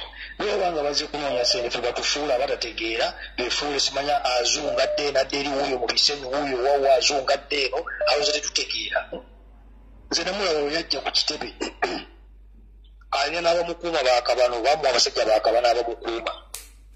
Kiwulira azungadde nadde eri ayita mu bisenyi adde nadde eri bw'anoonya abantu abaabula banga lyamaze mu palamenti ng'ali eyo asirise. Tanyiga ku baana baabula tanyiga ku butabo baawa Kabaka kati obunyi abujjawa.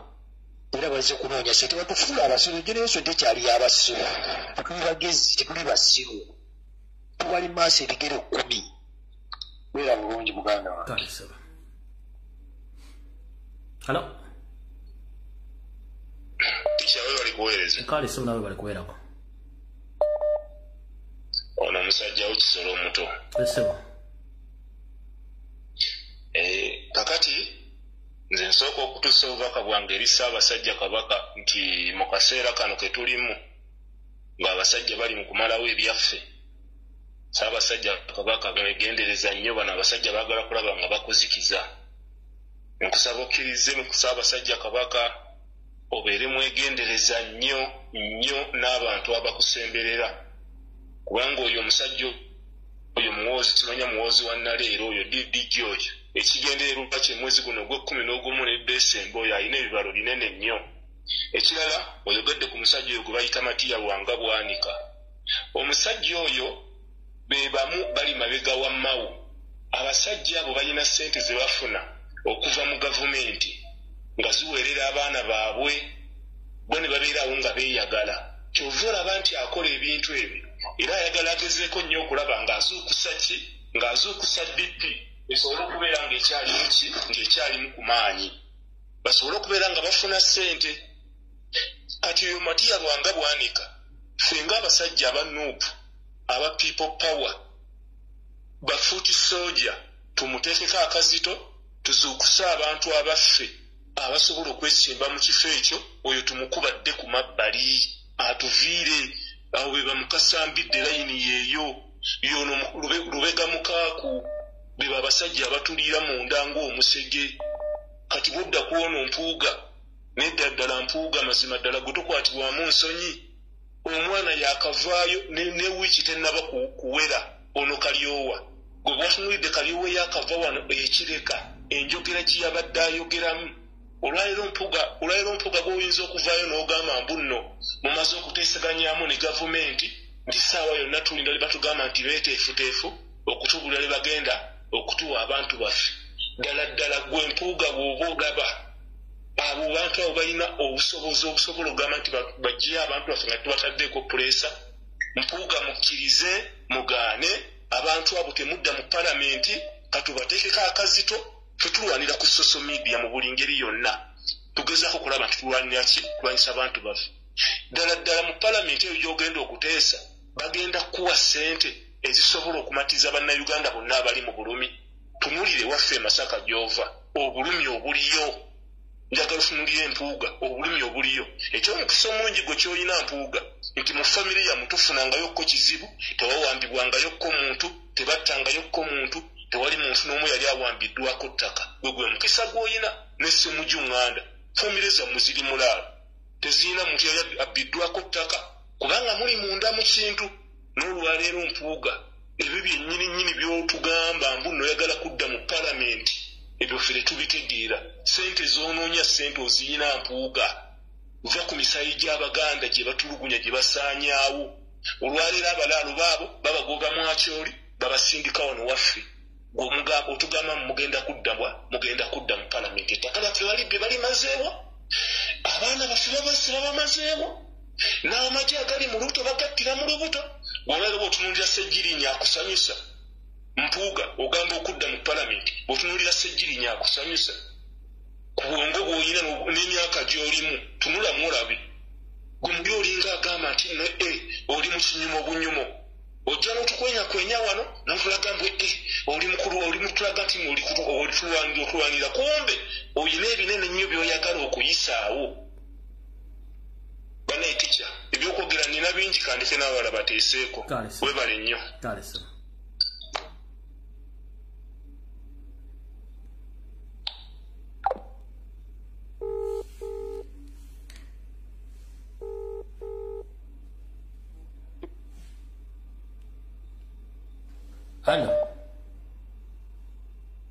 Hello. Mukulu Lumbuye. Wangi sebo. Nkuwulira sebo gyebaleko. Kale sebo nagenda mu maaso. Kyembadde nsaba bwe baba basazeewo okwekalakaasa okuva mu paaliyamenti tebadda mu paaliyamenti nga gavumenti eggyeyo abasibe bonna bapulizona bonna nga babajjeeyo awo lwe badda mu paaliyamenti kubanga ne Besigye naye yatwegattako ayina abantu be naye abakoola abantu be bave mu paaliyamenti NRA gisigale mu paaliyamenti yokka bwe baba nga baganya okuleeta abasibe. Okitegeera naye bwe batamuteeke ku nninga omusajja oyo abantu abamu baabattadde era mukimanyi bafu naye kati atuweeyo abo baayinawo n'Empuga naye mumusaasira kubanga bamuzza mu kantu nti byakuteesa kubanga era bibaamu okuteesa. Okitegeera naye kye bandikoze bandyekuŋŋaanyiza ba member of parliament bonna ne bagenda mu bifo byonna ebikuumibwamu abantu ne babakolako interview lwaki oli wano gwe lwaki oli wano awo bajja okusobolera okumanya abantu abaki be basibira obwereere okitegeera bagende ekigo bagende eruzira bafune olunaku babeere n'ebbaluwa okuva ewalooya buli kintu kyonna bakigazeetinge bulungi ebakkiriza okgenda mu makomera okunoonya abantu abo naye era ekizibu ekiriwo bano abasajja abantu abamu babateeka mu undergrawundi okitegeera tebasobola bafuna naye bwe banaava bonna mu paliyamenti omwezi gumu myezi ebiri gavumenti ejja kusobola okuleeta abantu abo ate lasita simba wakati Mpuga n'ekibinja teba tebaze mu parliament buli mwezi sente ze bazijja ku account bafuna message ku simu nti sente bazitadde ku account kati kiki batona mu parliament galabane kibagenda kukola yo ne basigale wakati babasigala bafuna omusaala eyo gwo mulimu gwaggwa naye anti kati nabo baba ina be baagala okuyisaawo bagenda kuyisaawo kibagenda kuyisaawo kinga kibayisaawo ddi anti kati kyegambye kati olaba baagala kuteesa na parliament ne minister wa parliament akulira parliament Anita Mongo kati omukazi muteesa naye si wa polisi si wa maje just balina kukola lukiiko ne baleeta omukulu w'ebyokwerinda mu ggwanga ye kennyini kayindo otafire bamunoonye bamuteeke ku nninga awandiike ebbaluwa bakole olunaku balinnye ebbaasi bagende babanoonya abantu eruzira ne mu bifo byonna ebirala gye bakuumira abasibe balina kuwandiikira mukulu wa byakwerinda mu ggwanga ne bamuleeta ku mmeeza ne basalawo ne balumba naye ne baggyayo abaana be baasiba okitegeera ate nze kyembagamba mwandifunye n'omulogo n'aloga muwozi n'amutta NRA nayo neefuna ku bulumi obw'abaana baabwe naye bwe munadda mu ebyo Museveni ye kyaliko kiri kimu akimanya essaawa yonna agenda kufa ekyokubiri tayagala agenda mu kkomera alina okukola buli ekisoboka kyonna akadde akasembayo ne mutabani wa mulimba 2026 tagenda muwa buyinza kubanga Museveni alina emisango mingi just alimba mutabani we nti amuleeta tagenda muleeta Museveni tasobola kuva mu ntebe ku misango gy'alina mu nsi yonna okitegeera naye amuziba akatambaala nti gw'ojja okukwata bw'anabeera n'ettaka oba n'amaka nti bwenfa gw'ogenda okunsikira ng'omanyi taatawo olwalifa okitegeera baagala nno gijjayo badde baagala gijjayo kati kano bino bitandise okwogera bye bataagala kuwulira Mpuga mumuveeko temumukuba just ye muteeka ku nninga ajja abantu be bonna muki ajja abantu be bonna mu paliyamenti ne Besigye bw'aba alinayo abantu abalanga bwe yatwegattako bonna bongere okuvaayo bayite minisita wa defense n'owa security mu ggwanga yayina okukola ki ne baba basobola bafune looya bamuwaabire n'amannya bagateekeyo nze nabagamba kye mubamukola bano abasajja mukube ebifaananyi byabwe byonna mubisse ku mitimbagano minisita wa defense minisita waki byonna mubalabise ku mitimbagano world wide kale jajja maximum respect kale ddala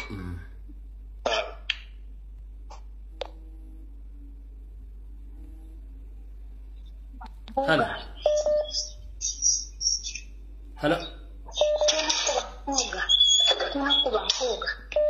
mama gwaliko wanjijjamu nyense kuwulira ense kuwulira yogera ndi wano Saudi Arabia information gyenjagala okuwa teacher abantu ba praising awo Mpuga nga akubye emmeeza beerabira nti oyo mukyala Kibalama yasoma law oyo mukyala Nabukeera oyo Gemula yasoma law amanyi bulungi nnyo how to handle those issues so yalina okuteekako akazito ku Mpuga n'abalyoka bamuwaanya awo ng'akubye emmeeza ne bamuwaanya naye Mpuga emyaka gyonna gy'abadde amaze since 2019 nga Kibalama yawambibwa Mpuga avuddeyo kati akitegedde kati nti n'abantu bawambibwa dda kitegeeza ono Mpuga bulijjo ali anda kava ng'akolera Museveni wano avudde nti omukyala abanjiriza bbaawe Mpuga okuvaayo n'alyoka ayogera kati ekisaba natugamba nti badda mu parliament lwaki tebasirikidde ddala ne bagaana okuddayo paka abantu abo bwe bava gye babakwatira gye babatereka Mpuga muntu mubi nnyo asinga n'omusota kuba omusota omanya nti gugu n'oguzza okunyumba naye Mpuga musota era bwe mulaba nga ali kumpi ne president omutima ze gunnuma oyo Mpuga muntu mubi nnyo era ye essaawa yonna tukola ekitutunaba president akatwa ate abantu basigala bakuba engalo nti Mpuga ye waffe Mpuga musota ensi yonna ekitegero oyo Mpuga musota bwe byegange tisha toyanziza nyenyewa. Hello. Sebo yongeza ku ddoboozi. Wanji sebo? Yongera ku ddoboozi gwali ku mulamwa, gwali ku microphone. Kakati muganda wange. Njagala kwogerako ku muganda wa fomu e Busoga. Naye nja kwogerako erinnya limu bamuyita Kaba.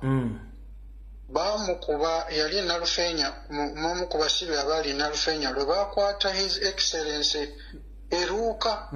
Ojjukira akamotoka ke bamuteekamu Eruuka ne baleetawo e Nalufeenya. Omuvubuka oyo bamukuba ne bamusuula ekakira mu bikajjo nga his half dead. Naye ku basajja abasala ebikajjo ne balaba omuntu oyo. Ekyatuyamba bano abantu oba tebakitegeera oba bakitegeera bakirekawo intentionally simanyi. National ID yali mu underwear. Mu zino puleze yali ayambala mwalimu ensawo. National ID mu yali. Ne bakontaktinga abantu be ne tumufunira abasajja sijja kwogera linnya okuva ebweru ne bamuleeta mu Middle East. Abasajja okuva ebweru ne bamuleeta mu Middle East okuyamba. Famire ye yasanga abantu abajjanga bayamba abantu okuva ebweru abasimira boreholes naki. Ne babaawo omusajja omu n'abagamba nti mu nnyumba eyo mulimu Haji mutabanyi we bamukwatira mu byobufuzi gwe lowooza lwe baakwata His Excellency. That was 2021. In 2022 mu mwezi ogwokuna abo abasajja abayita nga bakola donations ne balaba omuntu nga mu butuufu avunze agenda kufa ne bamutwala ne bamuleeta muno mu kyombo kya Buwarabu sijja kwogera nsi tuyinza obaleetera obuzibu abayamba abantu baffe nti bayingiza mu byobufuzi. Ali enaajanjabibwa naye kirowoozeeko oyo omusajja bamugyamu ensigo ng'evunze olw'okumukuba. Ensigo zennyini zino as in testicles. Ononsonyiwa okwogera ekigambo kuba nze sisobola testicles ne kidini byanjawulo. Bamugyamu testicles oba kidini? Bamugyamu kidini emu ng'evunze. Kidini ne bamugyamu ne testicles zombi tasobola kuzaala. Bamujjanjaba nnyo okuddamu okufuna amaanyi g'ekisajja nti asobola okubaawo ne yeegatta n'omukazi. Naye ebyo byonna bigenze. Bamusalako ekigere okutandikira ku viivi ku kigere kya left okukka wansi kyali kivunze nga kivaamu what we call ebyo ebintu ebibeera mu toilet. Envunyu. I don't know how. Envunyu. That obulumi obwo abasajja baamuleeta batuula ne bakaaba. Bamuleeta olw'obusiraamu bamulonda wali olwali Haji gwe baakwatira ekisa. Mbadde saagala kwogera ekyo kuba nnyinza okuleetera abantu obuzibu abakola obuyambi mu Africa nti beeyingiza mu byobufuzi.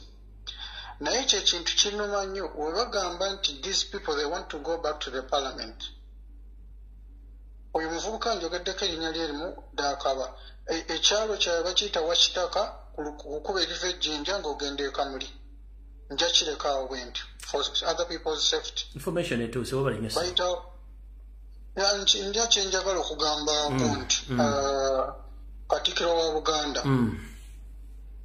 Katikkiro wa Buganda njagala omanye bino ebigambo si bya muganda waffe Lumbuye oba bya gundi peji ye. Bino ebigambo byange. Manyi abalongo we bakweka. Genda maaso continue. Abalongo gye wabakweka mmanyiwo ne mukyalawo gye wamukweka oyo gwe wazaalamu abalongo mmanyiwo. Peter Mayiga bino ebigambo bisi bya Lumbuye byange. Obudde butinze wentabo kandirabe mu Lusoga Kikaenda kwogera bya Luganda kuti biri kunsombwa. Matias Mpuga ndidi omukazi ogoyenda kujaba. Omukazi ogoyenda kubawo ngoyidi ntindi wabo. Irayo mu parliament nganva kwini mule ensonga ya Dakaba. Engeri gyabo n'abonamu. Abaana bo tujja kuba wamba buwambe buti. His Excellency Kyagulanyi Ssebamukama waffe ojja tusomera okusibuka empisa. Obulumi bubitirire. Nenda Masasi Mpuga abeewo ngaidi nti oli kulya ssente. Aye abaana bo tuyidiwe basomera. Okiba kyetaagisa kuwamba abaana ba Masasi Mpuga n'abalongo ba Peter Mayiga. Tujja kuba wamba nenda ekyo kibeewo ni Excellency Kyagulanyi abeewo ngaidi. Watatoola musaada oyo kuba loop. His Excellency ojja kutusonyiwa okusibuka empisa. Aye obulumi bwa Dakaba bwaliko. Nze nja kusibuka empisa. Ebyo n'ebigambo byange. Gundi Peter Mayiga abeewo ngaidi abalongo b'endidi we bali. N'omukazi gwa Masasi Mpuga gwayenda ku abeewo. N'abazaire b'oyo omukazi gwayenda ku babeewo baidi. Babakufuna bulumi. N'abaana baibwe tujja kubawamba. Kale babulungi. Era bulungi muna. Hello.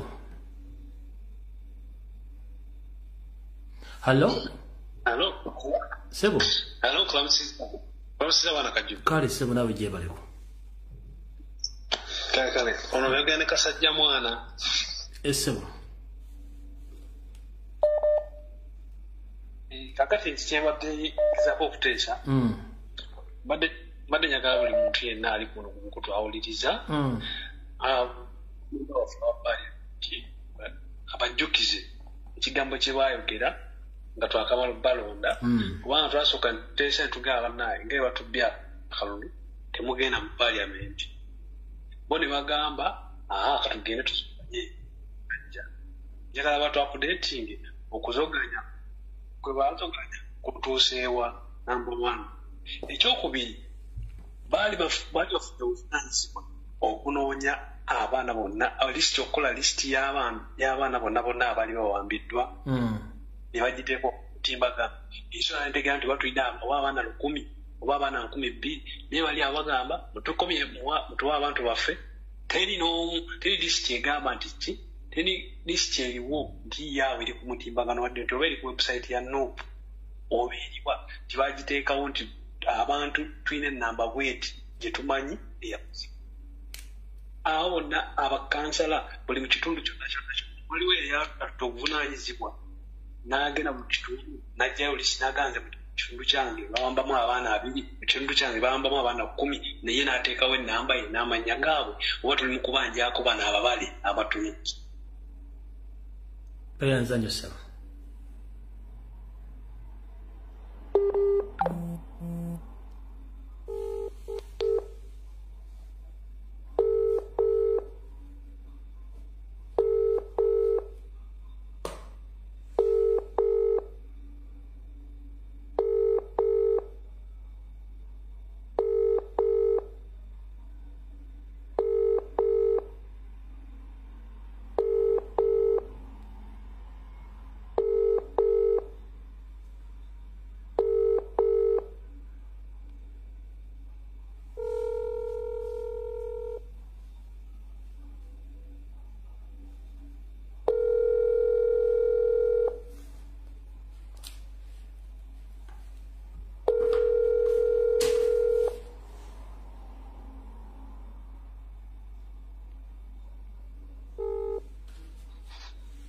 Hello. Let's stop. Kale nyabula we bali kubeerako. Kitanze ku nsonga y'Amatayasi Mpuga eyo tulina information gye twawuliddeko nti Mpuga ekintu ky'okujja babanja abantu befuula babanja abantu be twali mu kubanja kwali kutujja ku mulamwa ffe abaali bayimusa okubanja abantu baffe batujje ku mulamwa beefuule nti bagenda kubanja abantu baffe mu kutujja ku mulamwa tukiteeke emikono gyabwe nti ababaka batukulembeddemu oba beewaddeyo okubanja abantu baffe tufokasinge ku bbongeera bwe mwalaba nti bwe bavuddeyo ffenna twasanyuka ne tugamba nti ababaka baffe batukwatizzaako naye nga muto boddiiru okussa puleesha focus tugiteeke ku bo bwe tunamala okugyawo pressure eyo basirike gavumenti ng'Ampuga bw'owulidde agamba ebyo ebibuuzi by'embu gavumenti yakkiriza bwe banamala okubasirisa tetujja kutunuulira Mpuga tumuku okugamba nti bakyuse Mpuga kuba alupu tujja kujja fokasi yaffe ku bantu betubanja tudde ku Mpuga naye nga bo kye baagala kujjawo pressure ku bantu betubanja tufokasinge ku Mpuga. So ekintu ky'okubanja abantu baffe tukikumemu bukumi nnyo omuliro ogusingako nga ne kati bwe kibadde. Kale nyawo.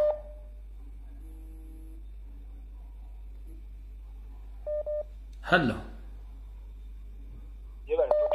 Kale sebo nawe jebaleko. Hello. Wewe kueleza teacher. Kale sebo nawe baleko. Ensonga yange teacher. Njogera ku mwami Mpuga n'abantu banne bantu mu abakulu lwaki enkwe obunnanfuusi n'emitima emiyala gibajjudde basajja mmwe ne bakazi mmwe lwaki temufuna ku bulumi Mpuga kiki ekikuzza mu paliamenti ng'abaana b'abantu bonna abali mu bulumi bafudde abamu family zikaaba gwozi beeramu ne family n'abakyala n'abaana nga bali mu bulumi kiki ekibaza mu paliamenti olw'okuba mmwe temunnafuna ku buzibu bantu mwe banne lwaki muswaza Obuganda lwaki muswaza Abaganda lwaki muri bayala nnyo n'okusinga abaana abayiwawo omubiri ba foot soldiers abali obubi ennyo Mpuga muveemu obunnanfuusi basajja mmwe ne bantu mmwe n'abakazi mmwe abantu abakulu twagala bantu baffe y'ensonga era okudda mu paliamenti lwaki tolumirirwa bantu abakutwala mu paliamenti bantu mmwe mulwokuba muli bulungi famire zammwe muli bulungi lwaki temufuna ku nsonyi na nnaku na bulumi na kunyolwa ku bantu abo ne mukola ebintu ebitali bya buvunaanyizibwa. Mukulu Mathias Mpuga mulina okufaayo okulaba ng'abantu temudda mu paliamenti muveemu enkwe n'ago agatematema agajjudde okuwankawanka byebyo byange tica Mukama nkuume naakunkuumire. Hello.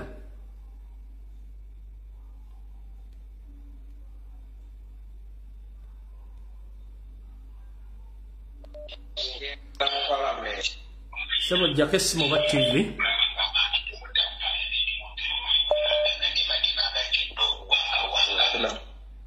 Sebo.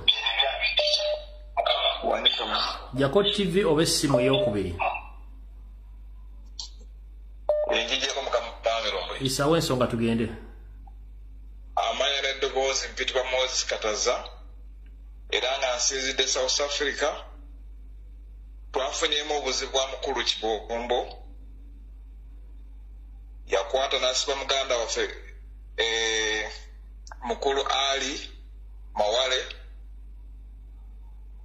ne bamuwa beyiro n'addamu n'amukwata era mbadde nkunga ba South Africa mwenna twemobilizing bwe kiba kyetaagisa tugende ku nyumba ya Kibombo mpaka ng'atadde Ali. Ensonga ey'okubiri mukulu Mpuga nga Nabbanja bwe yagamba ndino Kibalama bamulina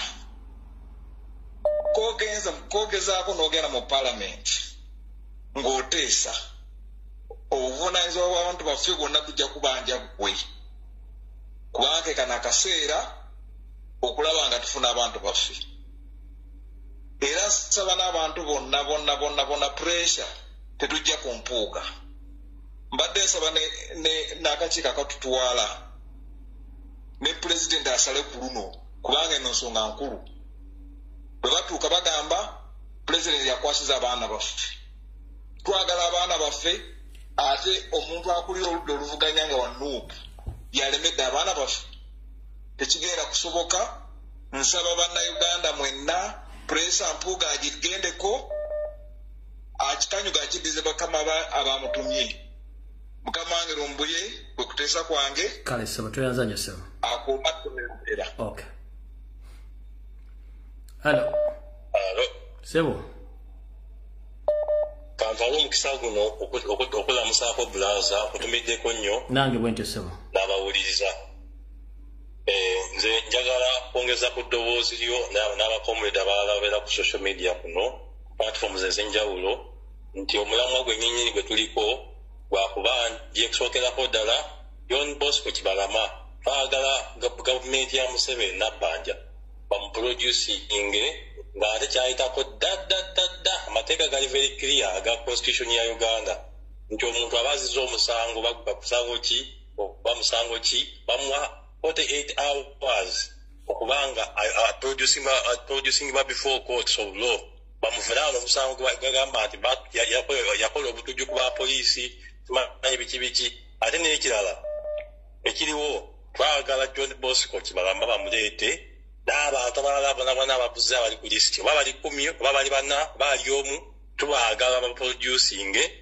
tetwagala Mpuga Honorable Mpuga Mafias tubadde tukusiimye ng'olikola bulungi ebirimo gyo naye kati oli diverted weebuuzabuuza His Excellency Commander in Chief yagamba nti ababaka ba NUP aba opposition naddala teri nnyo kyemugenda kuteesa mu parliament eyo ng'eddembe ly'abantu kisookerwako ddala linyigirizibwa mulayira protecting a constitution eyo n'aba president nga yeerayiza eyita president ng'ate weekimpatira ng'akwata Bibiliya bw'ati ng'alayira mu nnyinnya lya Katonda nti agenda protectinga abanansi n'ebintu byabwe abakulembere naye ate nga y'omwoyo akulira okubatulugunya akulira okubabuzaawo tubira ebintu biteekere tubijjemu omuzanyo omulamu oguliwo tetuguvaako tetubeera nebidiversion birala gwa producinga Kibalama ate tubawe ennaku eno yetwiga yaffe y'okujjako Museveni teri kirala kyonna kigenda mu maaso okujjako okuproducinga Abannayuganda abo bonna bonna bawale nnyo okumpuliriza bawale nnyo okwomuledi tweyanzanyisa mubalire ddala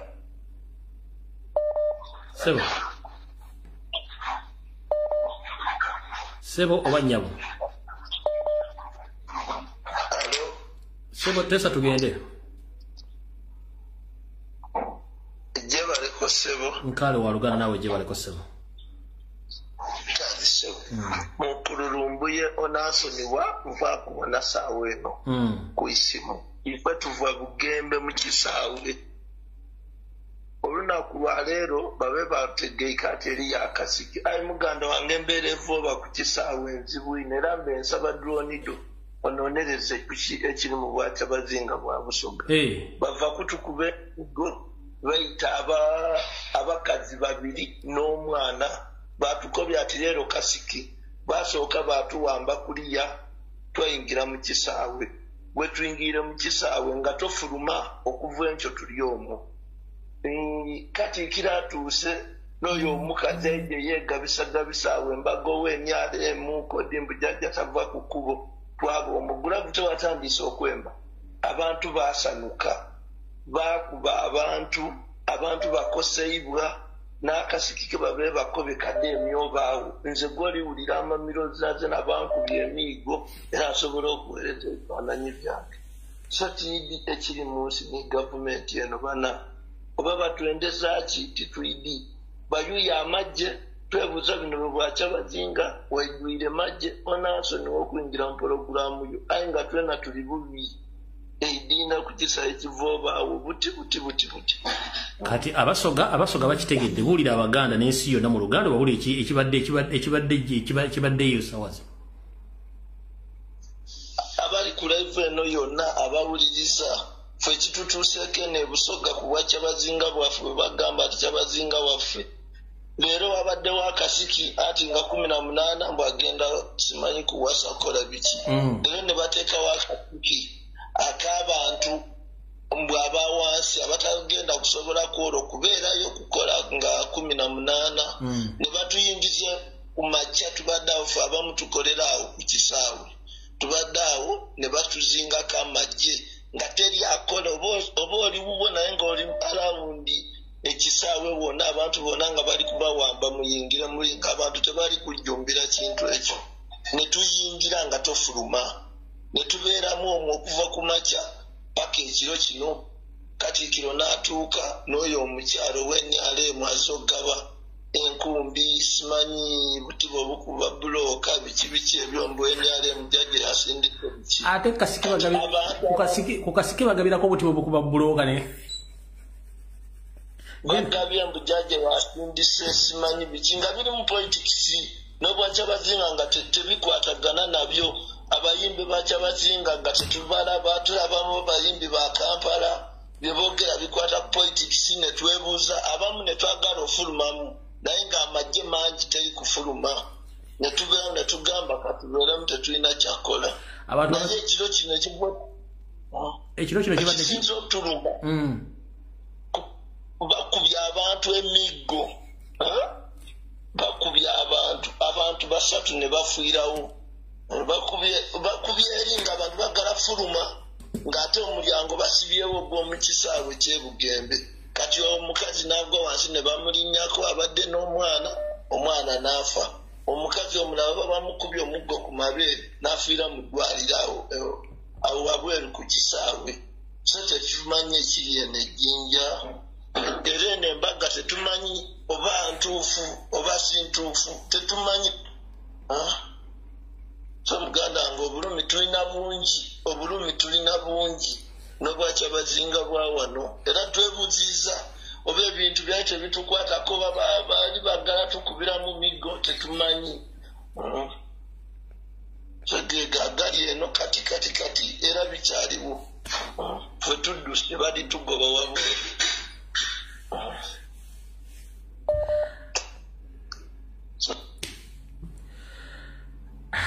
Hello.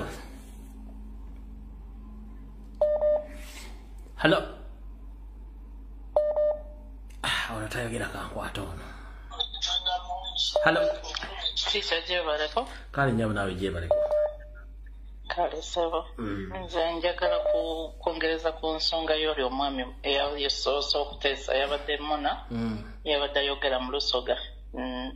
Abadde njagala kuwabulamu nti bwe wabanga waliwo engeri yonna nga gyagambye nti bamanyiko ku bantu baba abantu abamu ku baatulyamu enkwe gye bakuumibwa kyandibadde kirungi nga tabyogeraawo kwegamba ne kabeera kaffejje so nti nabo ne bayita buyiseeyo ne bakola ekiteekeddwa okukolebwa kubanga baba bawamba abantu ba Uganda abaana ba Uganda bonna tebamala kulangirira nti gundi tugenda kunona oba okitegeera so kati nandibadde nsaba nti ebiseera ebisinga naffe tubeere n'akaffejje kale njabo toyanziza nnyo nyama kale sebo Hello wanji nyabo Kale nyabu nawe jebaleko.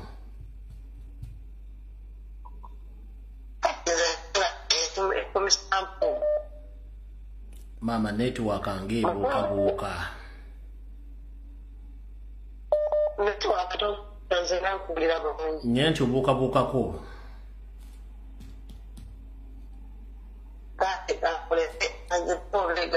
Kale nyabu. Hello. Hello. Wanju teacher Lumbuye ngulamukizaako nnyo n'abawuliriza. Nkale nyawo. Kakati munne njagala kwogerako ku nsonga ya mwami Mpuga naye nze ngenda kwetooloola njagala mujjukiza. Tetwali tukkiriza Honorable Sseggirinya afiire mu kkomera ensi yonna etegeere nti Museveni ne Muhoozi ne Muhammad Nsereko bamuwa obutwa ensi yonna ekitegeere n'ayambala amakooti n'ayambala ebyabalooya ne bagenda bajjayo abasajja mu nkukutu kaakati kiki ekimugaanye okubyambala bajjeyo paasipooti ya Honorable Sseggirinya gye baagisa bagende bamutwale bamujjanjabe kuba byonna byetooloolera ku ye bolo betwala balooya oyo omupya era bwe yayingira mu musango abasibe baava mu kkomera ne kaakati tumusaba nga bwe yakikola luli teyeerabira ne banne bwe baali bonna era addemu ayambale nga bwe yayambala agenda ajjayo paasipooti ya Honorable Sseggirinya afune obujjanjabi n'ekyokulala kyenjagala omumanya lwaki Honorable Sseggirinya ye mulwadde nga baali abasibe babiri ku musango gumu ng'omulala ajja butaala lwaki Honorable Sseggirinya era omusiraamu kano njagala kagende wa mukulu Museveni sebo mukulu Museveni kwata passport ya honorable Segirinyo ozimunyi bw'oba tewamuwa bukuwa passport y'olemera yaki era nsonga ki gy'otuwa egwasa passport ya honorable Segirinyo okugaana okugenda mu ddwaliro kati kano nako kagenda wa Amukigundu nawe Amukigundu bw'oba okola bizinensi zo nga bakuteekawo ng'obeerenga akamasu ogwasizeeko abannayuganda basobole okubakwata babawe emirimu gye batayinza kukola nga bwe baali bakola Honorable Segirinya. Honorable Segirinya yadde ewa Kigundu nga yeewola ssente nga tamanyi nti ssente za muwoozi ng'ekyo kikagege kigenda kiwalula omumwa ku koolaasi nga kyekimutwalayo kati musajja atwatuuka okuzzaayo ssente bamugamba ssente tezaali gaani bamutwala ewa muwoozi muwoozi amuwaddiwa omusajja agitya kati bwagitya bamukwata batema ebijambiya byabwe emasaka bakwata Honorable Segirinya ate gundi yali akimanyiiko oyo yogola ye mulamu kubanga bo be babeera mu migongo gy'abana abasajja mukwate passport ya Honorable Segirinya mugimuwe abasibe bajja abakola mukomera bangi agitadde wa Museveni musajja atugamba ne bagamba nti tumaze okumfaninga Honorable Segirinya bamuwadde obutwa owaayi ogambye ani ajja kulula omukukola nsi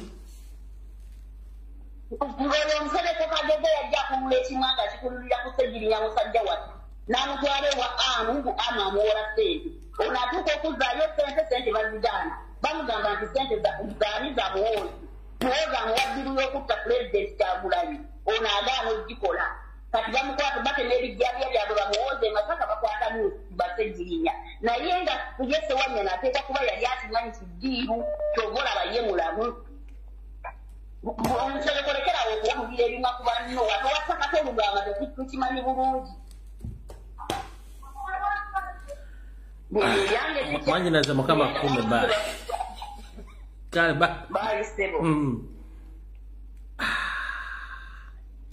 Uganda zabo nga sigwa omusima sebo alo mugano wangi sebo alo mugano sebo genda mu maaso teesa tulina ono omutegedde muganda wange nsinzidde wano e Butuluki teesa tugende naye nze nyinamu ekintu kyembuuzaamu kimu omusajja ono muganda wange we bamusiba ne Segirinya Alani Sewanyana nga takyayogera ye nga talwala nga Muhammad Segirinya ye lwaki talwala kuyadde n'akamu n'akakovira takyayambala ne baluti bakyaziteekako asirika n'abeera awo akwata bukwazi ku ttama n'atunuulira butunuulizi z'abantu n'abakeneka muganda wange waliwo omuzannyi awo nyongeza ku ky'omukyalo oyo kyayogedde Alani Sewanyana oyo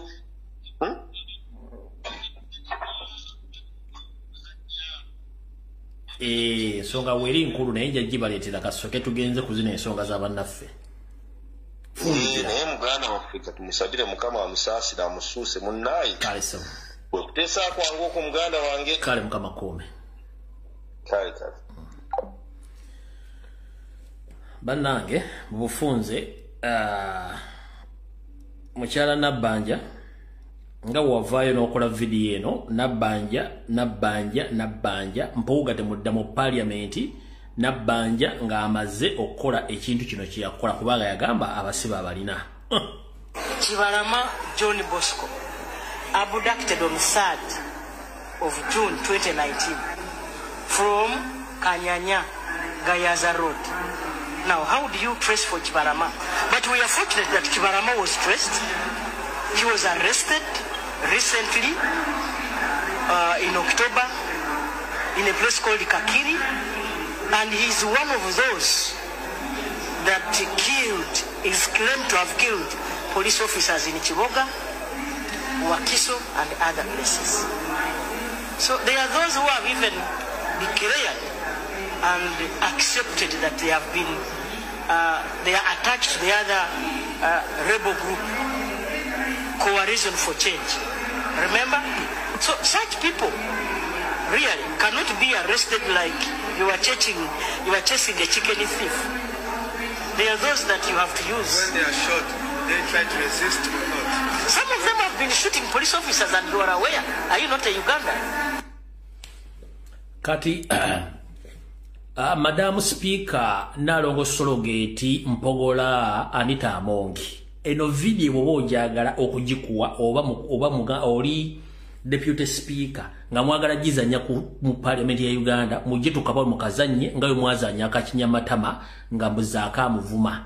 Kati Speaker Anita Amongi Madam Sologeti Mpogola Nalongo eno video ne mugizanye ku floor ya Parliament TV mugizanye ngono mukyala nabbanja confirming nti bayina abasibe. Mpuga mudemo pale nga mukimanyi nti musoke muzanye video eno ona aleta abasibe ne mukamwe Museveni muwulidde. So mutegedde bulungi teri kuddamu kubuzabuza bana Uganda twagala abantu baffe. Buno obujulizi ne bwokubira Yesu simu kati wadde ku nsaati okudda bamukuba emboko bamukuba n'emisumaali. Yesu buno obujulizi bwa bulaba tabuza shiddako bakusiba busibi. So madamu Nalongo Sologeti Mpogola Anita Amongi netayewa muzanye video eno ku TV yo mu Parliament ensetegere obujulizi nabbanja aleta abantu baffe kanjiddemu nga nzigalawo video. Kibalama John Bosco abducted on 3rd of June 2019 from Kanyanya Gayaza Road. Now, how do you trace for Kibalama? But we are fortunate that Kibalama was traced. Yes.